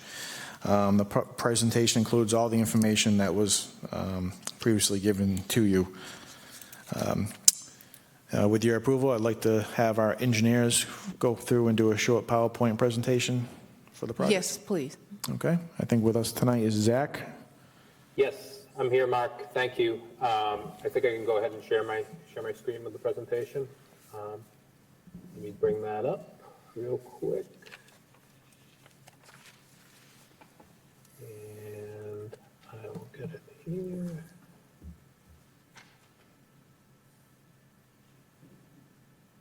All right, looks like it's showing up, right? Just want to confirm. Okay. Yeah. Everybody can hear me okay? Yeah, looks good. Okay, awesome. So good evening, and thank you, Mark and the Select Board. My name is Zach Wasmuth with GPI, and as Mark said, I'm here to provide a brief presentation on the Pleasant Street and Pine Street intersection design on behalf of the engineering department. You'll see here a quick agenda for the presentation tonight. First, we'll go over some of the existing conditions and challenges at the intersection. And then next, we'll go over the proposed conceptual design. And then finally, we'll go over the cost and schedule and jump into any questions and answers. You'll see here a few photos as well as an aerial view of the intersection. Some of the challenges at this intersection include limited sight distances due to the geometry and roadside vegetation. It's a somewhat confusing intersection geometry that includes a wide expanse of pavement on Pine Street approach, as well as two-way legs in either direction, delineated only with pavement markings, as you can see here on the aerial photo. There are also currently no accommodations for pedestrians, and the intersection has a crash rate that is well above the state average, which I'll get into a little bit more on the next slide. With respect to crashes, our team collected crash data from the most recent available 5-year period, which was between 2015 and 2019. 2020 was avoided due to the COVID-19 pandemic. Based on the available data, we found that there was an average of 6.4 crashes per year, with more than a quarter of these crashes resulting in an injury. And a little less than half of these crashes were angle crashes, indicating that the aforementioned sightline issues may likely be a contributing factor to the high number of crashes at this location. To compare apples to apples, a crash rate in the number of collisions per million entering vehicles was calculated, as seen on the left. And comparing that crash rate for this intersection to the statewide average crash rate for unsignalized intersections like this one, the number of crashes at this intersection is 1.7 times higher. So this data definitely gives an indication that safety is certainly a concern at this intersection and something that should be addressed to the extent possible in the proposed redesign. In the next slide, I'll show you the proposed design and go over some of the key elements addressing some of the existing challenges and the safety concerns. So here you'll see a graphic. Oh, was someone saying something? Okay. Here you'll see a graphic showing the proposed design concept. The design has been developed, as I mentioned, to maximize safety while still maintaining the overall intersection efficiency. The intersection would remain under stock control for the Pine Street approach with free flow traffic on Pleasant Street, Route 139. The design improves the intersection geometry to form more of a T-shaped intersection that improves sight distances for drivers and reduces the turning radii on the corners to encourage slower and safer speeds for turning vehicles. We've analyzed the turning radii on these corners so that to make sure that they can still accommodate larger vehicles such as a fire truck or a school bus. There's a concrete island proposed that has been added to the middle of the Pine Street approach to provide clear definition on either for the entering and the exiting vehicles on Pine Street. There's right and left turn lanes have been included on Pine Street at the Pleasant Street approach, as well as right and left turn pockets on Pleasant Street to address vehicle queuing and the potential for backups, while also providing clear direction for motorists to help them navigate the intersection safely. You also see the sidewalk has been provided in front of the Cape and Reynolds house with a crosswalk across Pine Street. Although there are currently no pedestrian accommodations on either side of the street, this design provides the option for future pedestrian connectivity. The design also accommodates the planned parking lot driveway entrance at the Cape and Reynolds house, shown here. Just continuing talking about the proposed design concept. The proposed design footprint does fit within the existing right-of-way with minimal impacts to the adjacent properties. No utility poles will need to be relocated. However, a small section of stone wall adjacent to the Cape and Reynolds house property along Pine Street that's within the right-of-way will need to be reconstructed to accommodate the space needed for the proposed geometry. That's approximately right in this vicinity over here. Before jumping into questions, just to review the estimated construction costs and tentative schedule. The current construction cost is estimated around $500,000. This cost will be further developed and refined as the detailed design develops.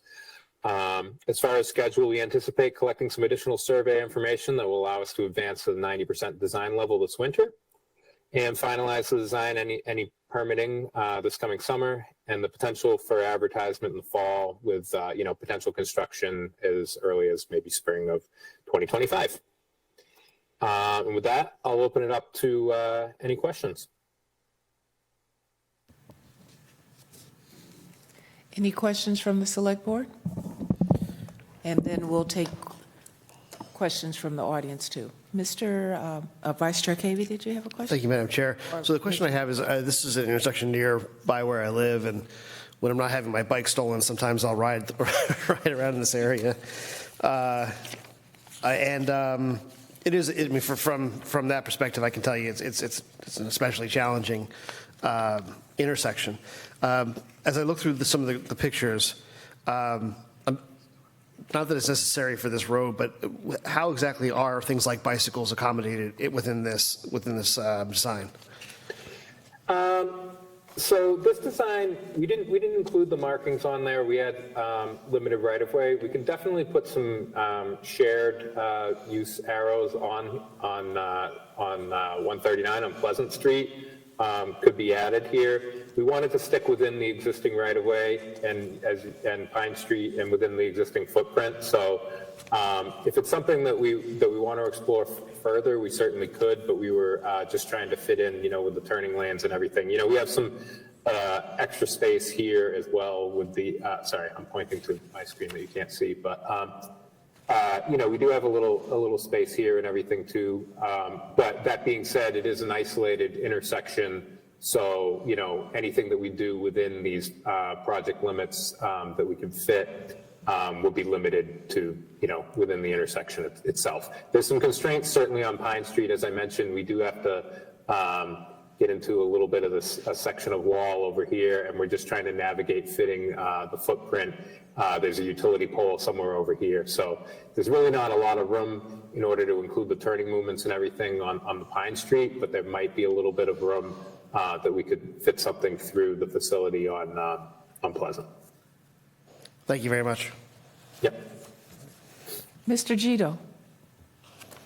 Thank you. I have questions about the sidewalks.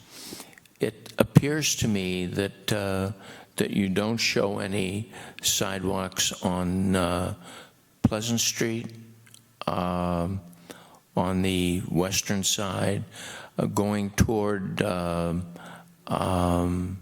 Central Street, and the sidewalks come down on Pleasant Street to just about the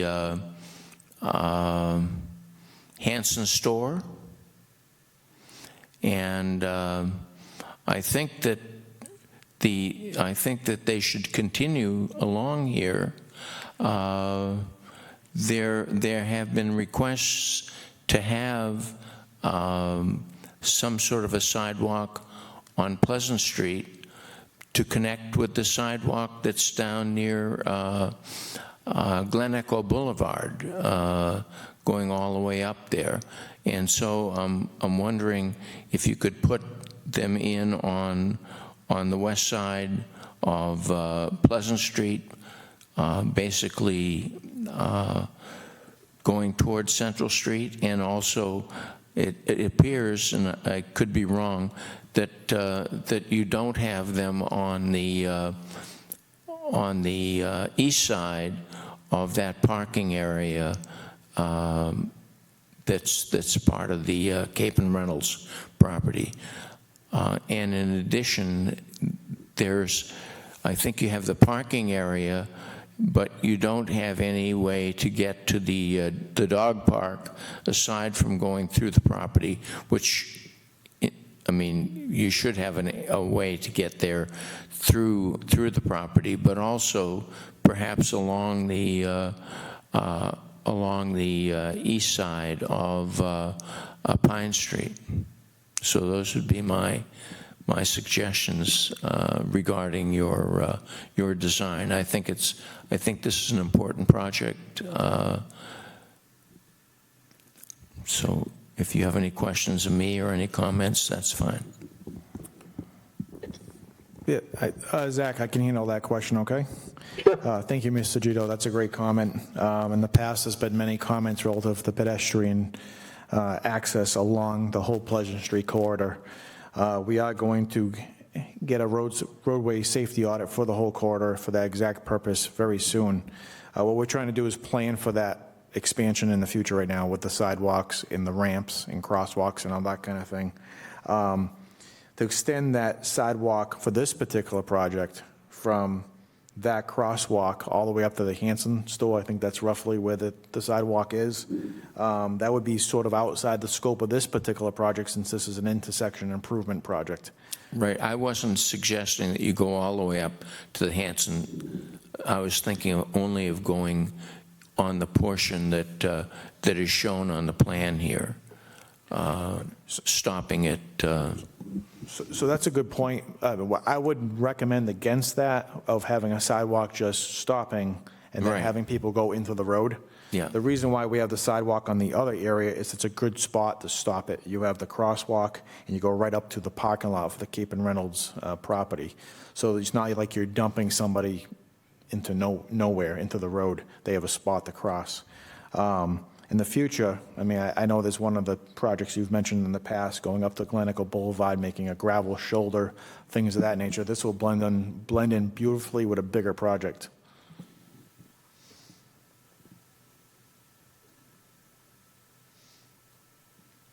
Zach, do you have anything to add to that? No, yeah, I would agree, and I also think, it's always a challenge with the project, no matter what the project is, because it's like, where do you draw the line and not precluding for the future? Understanding, pedestrian sidewalk, it's similar to the bike question and everything. There may be some things, some incremental improvements that we can do at the intersection, like Mark said, having that sidewalk location where we're showing it. And I would say that this design, does have that in mind for future connectivity, and will be, that will be a consideration, that it wouldn't preclude future sidewalk connections to connect into, other pedestrian facilities further down. But, obviously there's limited scope here. So it's like, it's an incremental step toward a larger goal, as Mark kind of alluded to.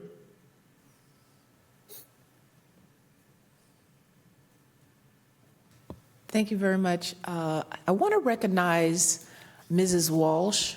Did you have a question? A comment and a question. Yes. Cynthia Walsh, 1096 Park Street. My late brother built that stone wall for the Reynolds family, and it sounds like it's going to be rebuilt, which is, I have no objection. I can't see these screens. That's not your fault, it's just my poor vision. There is a dedicated memorial square to Alfred J. Silver Sr. Where is his sign going to be placed?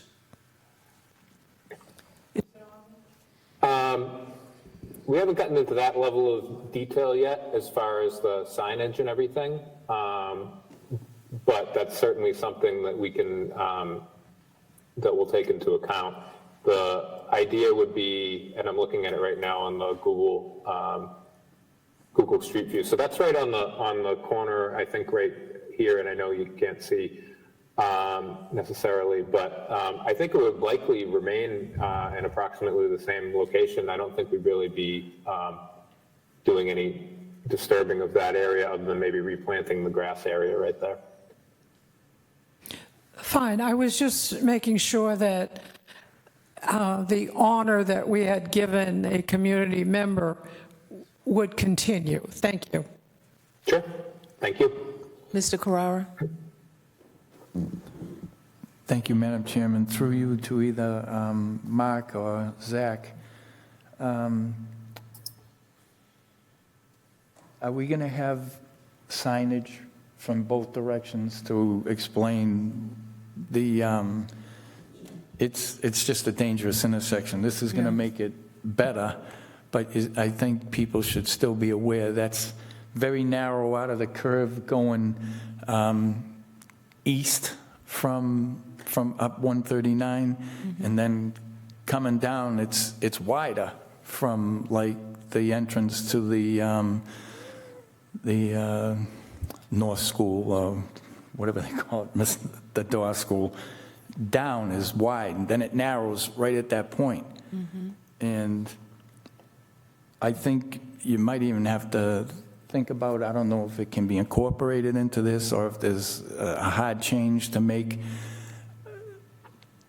I think the speed limit should come down. Oh, I was going to say that. In that section, whereas there isn't sidewalks and there's no way of putting sidewalks in there without making an enormous effort, because if we go towards Glen Echo Boulevard, it's the lowest portion of the roadway and it floods there constantly, so I don't think anybody wants to be walking through there without a major road building. We're staring at the other end of 139 being redone again because it was done incorrectly. But I think we need signage that we're coming up to that intersection, and then maybe like a speed limit. I'm glad you thought of it too, speed limit control, just to slow it down there. And then I did talk to Mark. I know there's a lot of stuff, but I was looking into this hard. I did talk to Mark about there's an area that floods over the wall on the, actually it's the north side of going up 139 after you pass the intersection, to bring the granite, if they can, down around and then put a couple of catch basin control structures there to catch the water before it gets down Pine Street and becomes, that's the narrowest part of this whole thing, is through there.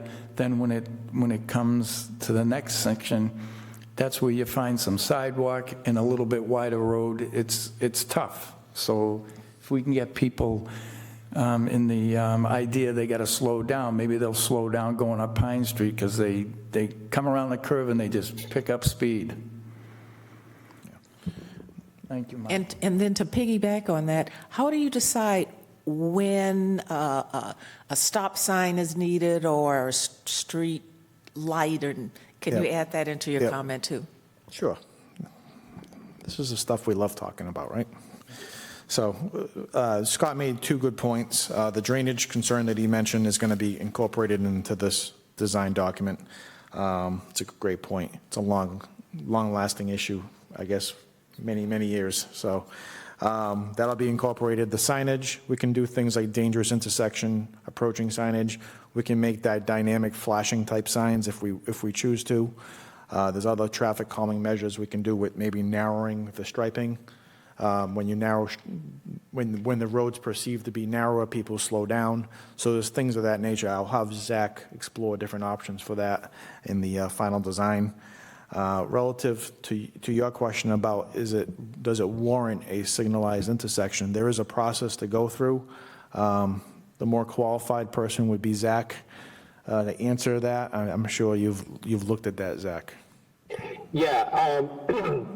We didn't form a full warrant analysis for this, but the process is that, and I don't think it would necessarily trigger it, but that wasn't something that we were necessarily scoped to look at for this project. But just to let you know, basically when you're evaluating an intersection, in order to warrant a signal, you go through a process and take the traffic volumes and all of that and everything. And based on, there's several different warrants or whatever, but based on traffic volumes in an 8-hour period, a 4-hour period, or there's other things like its proximity to a school, et cetera. If it meets certain criteria, then a traffic signal would then be warranted. It's also, it has to do with the overall level of service and safety at the intersection. So there's a number of factors there. So that is a process. It's included in the manual of uniform traffic control devices, and there's several warrants that are there.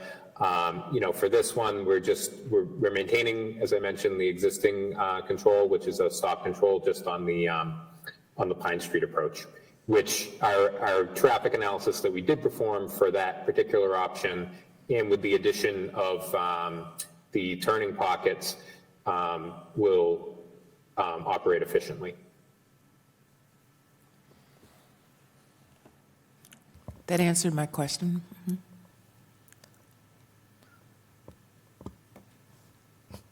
So, any other questions? So we're looking for the board to endorse this plan. So we're going to move forward into final design based on this layout in front of you, minus the comments that were mentioned. Okay. Motion to accept? Second. All in favor? Aye. And I vote aye as well. Thank you very much. Nice meeting you, Zach, and thank you, Mr. Thank you, Zach. Tisdale. Thank you very much. Have a good evening. Good evening. Bye-bye. Bye.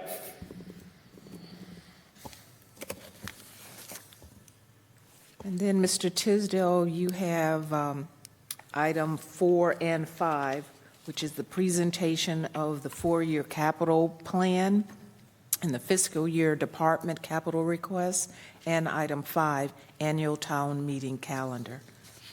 And that will be it for this evening. Okay.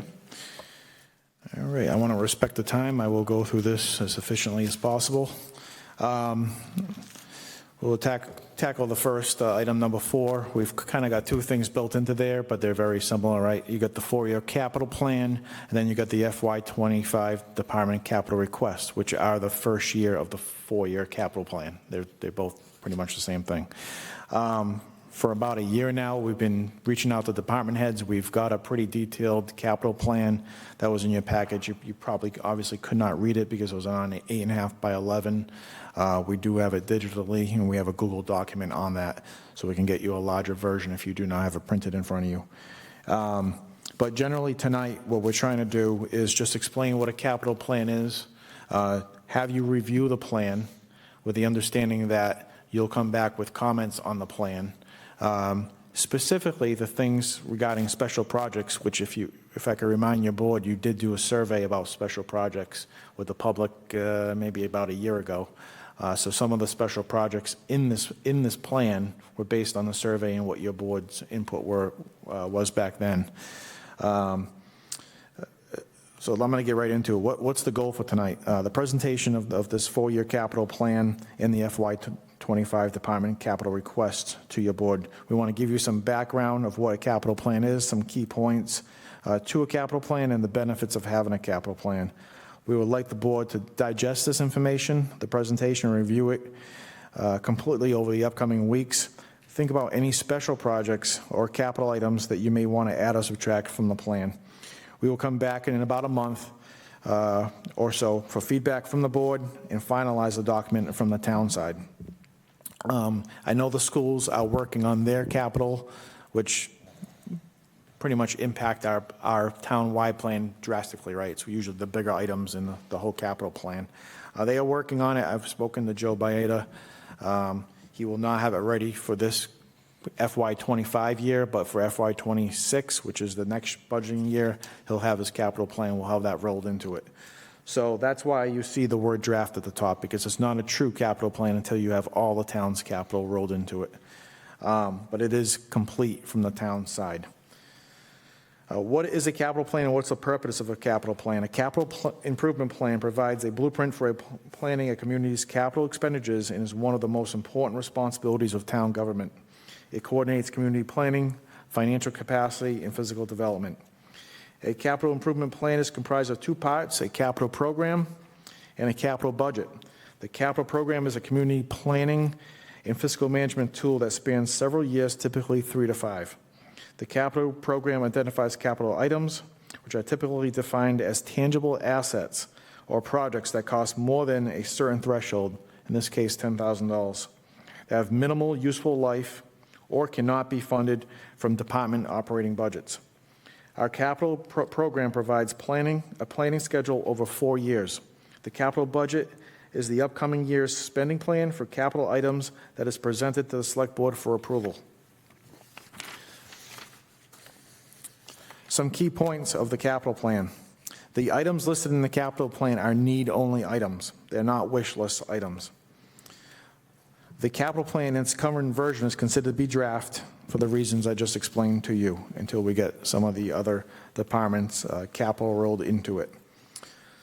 The costs listed in the plan are best estimates based on industry knowledge and research, except for the current year. The current year, we have actual estimates and proposals that you'll see soon, probably next week with the opening of your warrant. A funding plan projection will be created when the final plan is completed. The end goal here is to actually have like a 4 or 5 year projection plan on how to fund these things. There's a lot of different ways of doing it: borrowing, free cash, grants. The plan you have in front of you, the template anyways, builds that capacity into it. There's columns for CPC, for grants, for borrowing, for free cash, water enterprise account, retained earnings for Cedar Hill. There's all those columns are there. So we have the template built. We just need to get a little more information before we build out that plan. Our financial consultants that you spoke to a couple weeks ago will have recommended that, and they will assist us in that funding plan. Benefits to having a capital improvement plan: it focuses attention to community goals, objectives, and fiscal capacity. It keeps the public informed about future needs and projects. It facilitates coordination between capital needs and operating budgets. Identifies the most economical means to finance capital projects. Reduces costs by identifying and consolidating duplicative expenditures across municipal departments. And it deters sudden changes in debt service, which is really why you want the 5-year plan in place. If you look at this plan, again, it's very draft until we come up with a funding plan. But right now, the categories line up this way. For FY 25 through 28, you have $135 million in costs. For grants, for part of that is a grant column. Right now, we have $40 million of those items of the 135 that can be paid for through grants. So it's a pretty big chunk. For example, something like these traffic projects we talk about, these TIP projects, they are included in the capital plan because they're a capital item. It's just that we're not actually paying for it; the state pays for it. So the funding source is a grant through the state, but we wanted to include it to be comprehensive in our capital plan. The total amount to be funded through borrowing, free cash, enterprise, CPC, et cetera, is $88 million. Moving on to the FY25 town manager capital requests, that's actually required to be presented to your board by January 15th per your select board policy that's in place currently. This is January 9th, so you have a chart in front of you that shows all the FY25 capital expenditures. It shows a little more information than that, actually. Again, what we're looking for you to do is review it this week, generate questions for next week's meeting or future meetings when you open up the warrant. These will be items in the warrant. The chart that I've created and been updating myself is here. I've made a summary chart of the whole warrant, actually, that we have as of today. The basic subject line, the responsible department, the amount, and then I've added a column, is it a capital expenditure or not? And you'll see to the right, which is point of tonight is talking about capital. We've broken capital into different categories. In previous years, we've had one lump sum capital article that just included police, fire, facilities, everything lumped into one, and it confuses everybody, and we talk about it for hours at town meeting. Last year, we broke it up by categories. So you had police capital, you had fire capital, you had public works capital. Now we have water sewer capital. So we have articles broken up by category, which I think will make it run it ran pretty smooth last year. And now town meeting is used to that methodology. I think Mr. Carrera made some recommendations last year on that, and it worked out pretty well. So that's basically how the chart works. But yet again, it's my worksheet for this warrant that we've been working on. And you'll see that it has every article in it, and then the ones that are capital I've listed. We do have, if you open up the spreadsheet, which you don't see in front of you, there's many other columns that I keep for myself, and it's things regarding backup information and all that. One of my biggest goals this year is to have like the backup information for every single article ready. I get about 95% of it now for your board meeting next week. And then by the end of your proceedings with the warrant, having all the backup information to the Finance Committee 2 days after you vote the warrant on February 6th. So there's no confusion about backup information or things of that nature. So I think we're well on our way. We're heading in a good direction here. I feel comfortable about how this is all organized and moving forward. Does that make sense? Did I confuse anybody? No, it's good. It's a good working document. My only suggestion, can you add a date on the bottom or something as version control? Because I know this is a living, breathing document. And yeah, I mean, this is a Google document, so I could probably put something on there, some kind of timestamp or something. Date, yeah. A print stamp. Yes, thanks. I think there's a footer option that allows you just to sort of timestamp it with the date and the time. I was going to refer to you actually on that one. I knew you would need the answer to that one. I've seen some of your spreadsheets in the past. Thank you. Oh, yeah, Vice Chair Cavey. Yeah, great document. I appreciate you putting it together, and I know it took a lot of time, and it was a lot of sort of putting it down, picking it up, putting it down over years of sort of refining this and maintaining that kind of like diligence. I know it could be a little bit testing, so thank you for doing it. As I look through this, I kind of imagine scenarios where in future years we might have to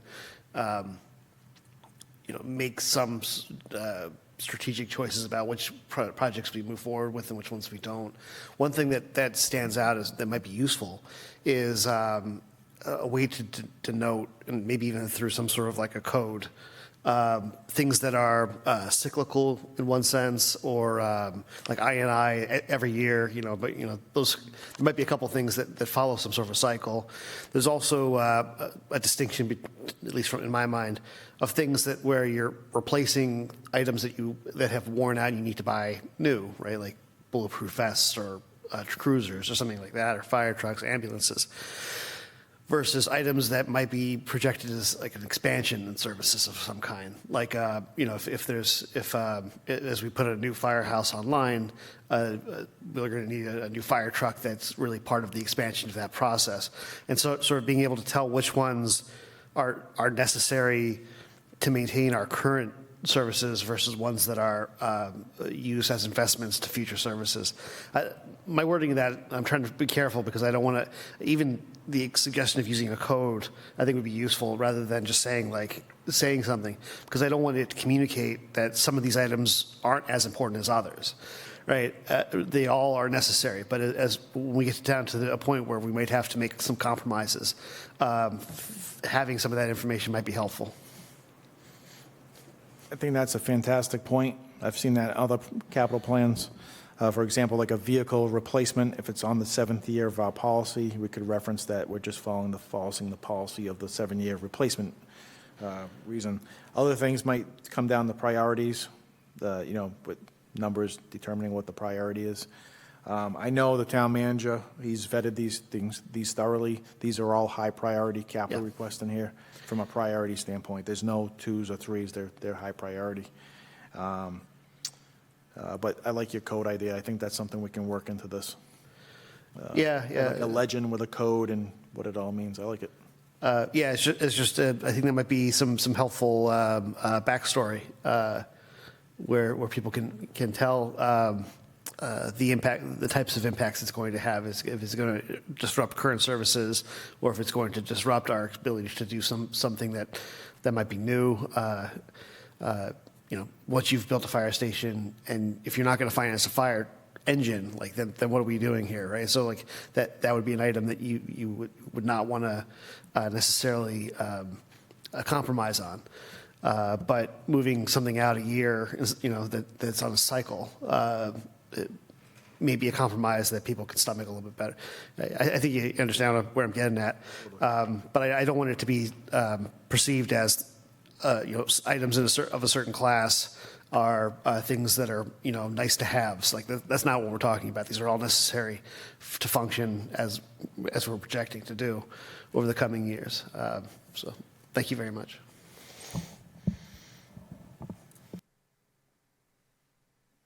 Mr. Gito?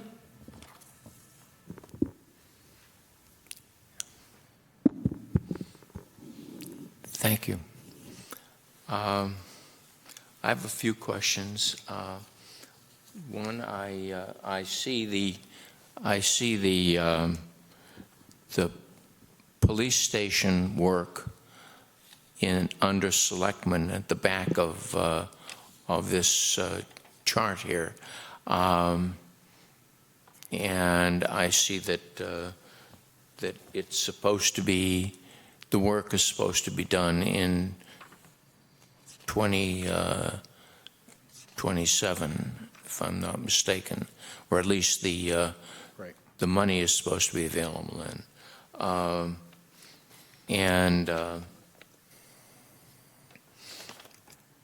I don't see the $27 million that the town manager mentioned for the fire station anywhere. And I'm wondering when that's going to kick in. It would appear to me that it would have to kick in pretty soon, because we're going to be finishing up the fire station on Prospect Street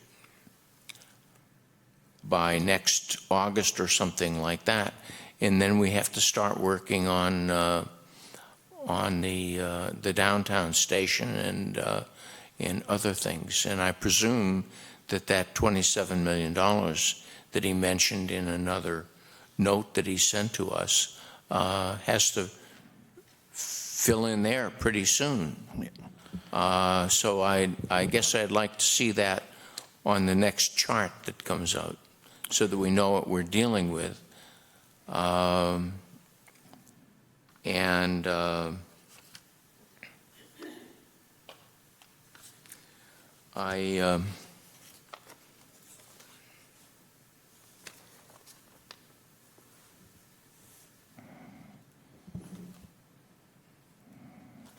have a lot of notes here, which is unfortunate because I don't. Well, relative to that point, Mr. Gito, that's a great point. But that item, what you're talking about, would not be in the FY25 to 28 capital plan. It would be in the 5-year projection funding plan. We'd be rolling in previous borrowings into that plan. It's more of a funding thing as opposed to your capital plan. It's already a voted capital project. The articles got voted at town meeting. The money got voted at town meeting. So it's not an FY25 to 28 capital project. So that $27 million that was mentioned in a note to us as potential projects that may impact our debt ceiling is not, that $27 million isn't there? You're referring to the fire station on Prospect Street in the... No, I'm talking about the fire station, $27 million that's on a note to us that was sent regarding West Street, the West Street project, which is not anything to do with West Street, but it was an item that needed funding. I presumed, and I could be wrong on this, but I presumed that that $27 million was in addition to the money that we had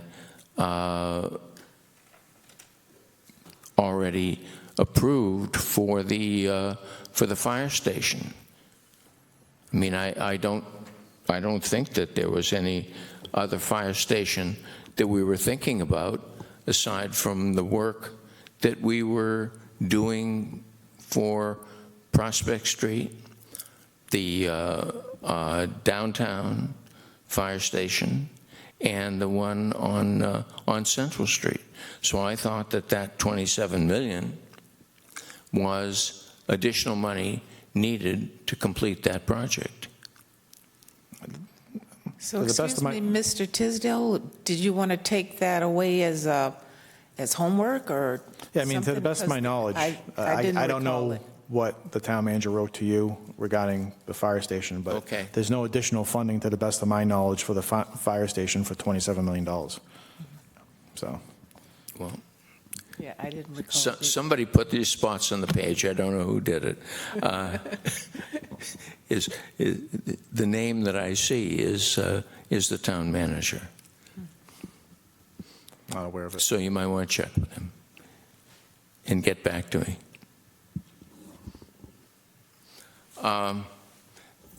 The only other item that I would suggest is, to the extent that we can, it would be helpful to know which of these projects are going to be borrowings and which are going to be paid with cash. It may be too far in the future to deal with all of that, but that's a lot of money that we're showing here that could be borrowed or on the tax levy. Or is it just borrowed on the tax levy and not things that we're paying any cash for? Yeah, the columns to the right, I would pay very small attention to, the categories that everything lines up. The costs to the left for FY '25 to '28 totals are spot on. We're going to be working through that process right now. We do not have certified free cash right now. Yeah. So we can't allocate funds to free cash to pay for articles as of yet. We hope to have that soon. And then for borrowing is borrowing. We know the CPC funding projects. We know the grant funded projects. Those are really the only options to pay for articles.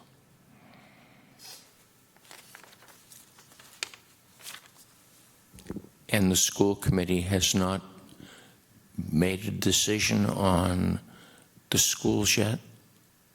On the school? We have no information from the superintendent regarding the schools. Okay. Yeah, they gave us this year's capital plan. They have 4 items in the capital plan, and that's all we have. Does anybody on the school subcommittee know anything more about that? So I have in the past worked with members of the school committee in previous iterations of that. They were reluctant to share a capital plan. That sentiment is no longer true.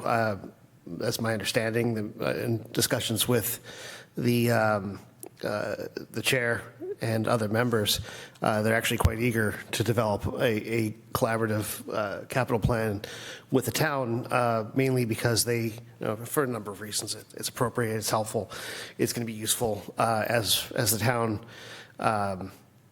strives to increase our bond rating, is more transparent with our planning. They are planning or hoping, aspiring to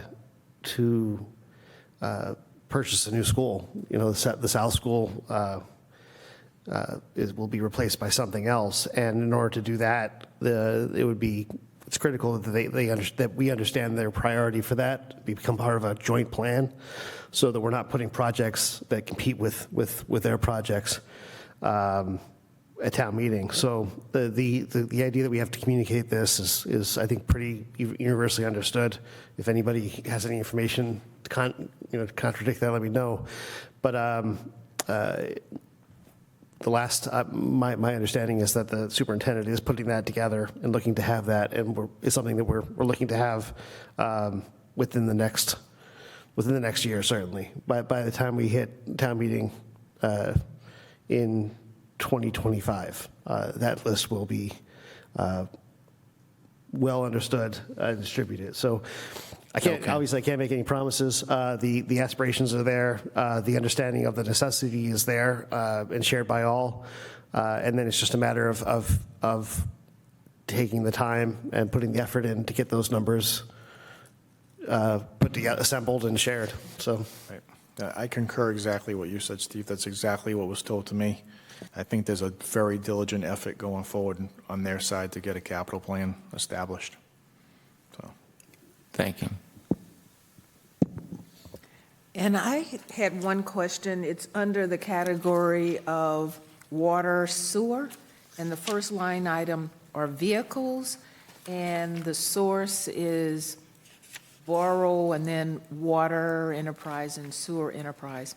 So can you define those water enterprise and sewer? You have it on here listed as the funding source category, so we can pay for vehicles in those enterprise funds? yeah, so right now, I wouldn't pay too much attention to the categories to the right, because we do have to get certified retained earnings for each one of those groups before we can say we're going to spend money out of it. Okay. So to the right, that's like a worksheet. Okay. So I wouldn't put much weight to what's to the right just yet. Oh, okay. Thank you very much. Could I be recognized for one more item? Yes, you have. In that very same section that you were talking about. We have some items, as the chair was mentioning, that are in grant funding. We see some other things under sewer enterprise and some others under water enterprise. And then we have some other very, very large items that are replacement of water mains and things like that. They're large maintenance kinds of projects, and I think we need to make sure that we have some sort of a policy as to whether or not those are going to be paid totally by borrowing, or whether some of that should be under enterprise accounts. And I don't know how to deal with that, but I'm sure that that's going to be coming up at some time. And we ought to be a little bit ahead of that, unless we're already ahead of it and I just don't know about it. In which case, you can tell me that we're ahead of it and I just don't know about it. I don't think we've ever had much in retained earnings for either one of those counts in recent future, so it hasn't been a policy. Okay. We need to create one.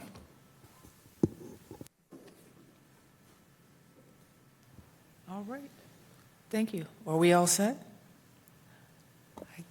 I guess that's it for all of our items, agenda items for discussion. I will accept a motion to adjourn. The calendar. The calendar, okay, go ahead. This is the calendar that Mr. Coulter referred to at our last meeting. Were there any changes to that? The calendar is exactly as it was at last meeting. Just pointing out some of the key dates. First of all, some credit to Mr. Cavey. He started this calendar a couple years ago. We've continued it. We built upon it. It's been great. So every year it will be part of our toolbox. It's literally, for me, it's right in front of my desk every day. I'm looking at it. So it's kind of great to have a template in front of you. So great job. Some key dates. Today, we're here with the FY25 department capital request from the town manager. That's what we just went through. Also today, we presented the 4-year capital plan from the town manager to the select board. That's what we just did. Next week, it's recommended that the board vote on the budget. So you should discuss the budget that was given from the town manager to yourself. That's the last date that you get the vote on that. The next day, I have an agreement with the chair of the finance committee that they're okay receiving it the day after, which is, it's actually due the day of your meeting. They're okay receiving it the day after the meeting, like we've done in the last few years. So that's nothing special. That same meeting, I would recommend that you open up the warrant. So you open up the warrant, and then it'll be open until February 6th, where it's required to be closed by the select board. And then 2 days after that is when we're required to deliver copies of it to the finance committee. So that's February 8th. And then there's a lot of little things in between with, town moderator functions and town clerk functions.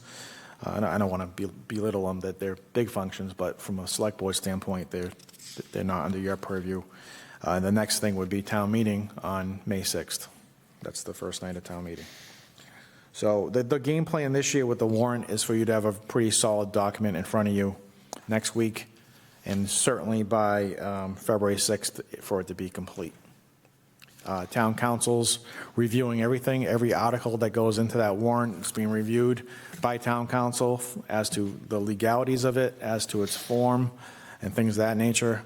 So I feel like it's going to be in pretty good shape for you guys to look at. Madam Chair, before we Yes. Leave, at least I received information just tonight regarding meeting packets. I'd like to see have a little discussion about that at our next meeting, because the information in the packet would indicate that the only people that would see the complete package of what the agenda is are the people who come to the meeting. And we've got 30,000 people in town who I think need to know what's going on. And I don't think the agenda necessarily provides all of that information. So, Yes. but that's only my view. But I think that we should decide what's going to happen here.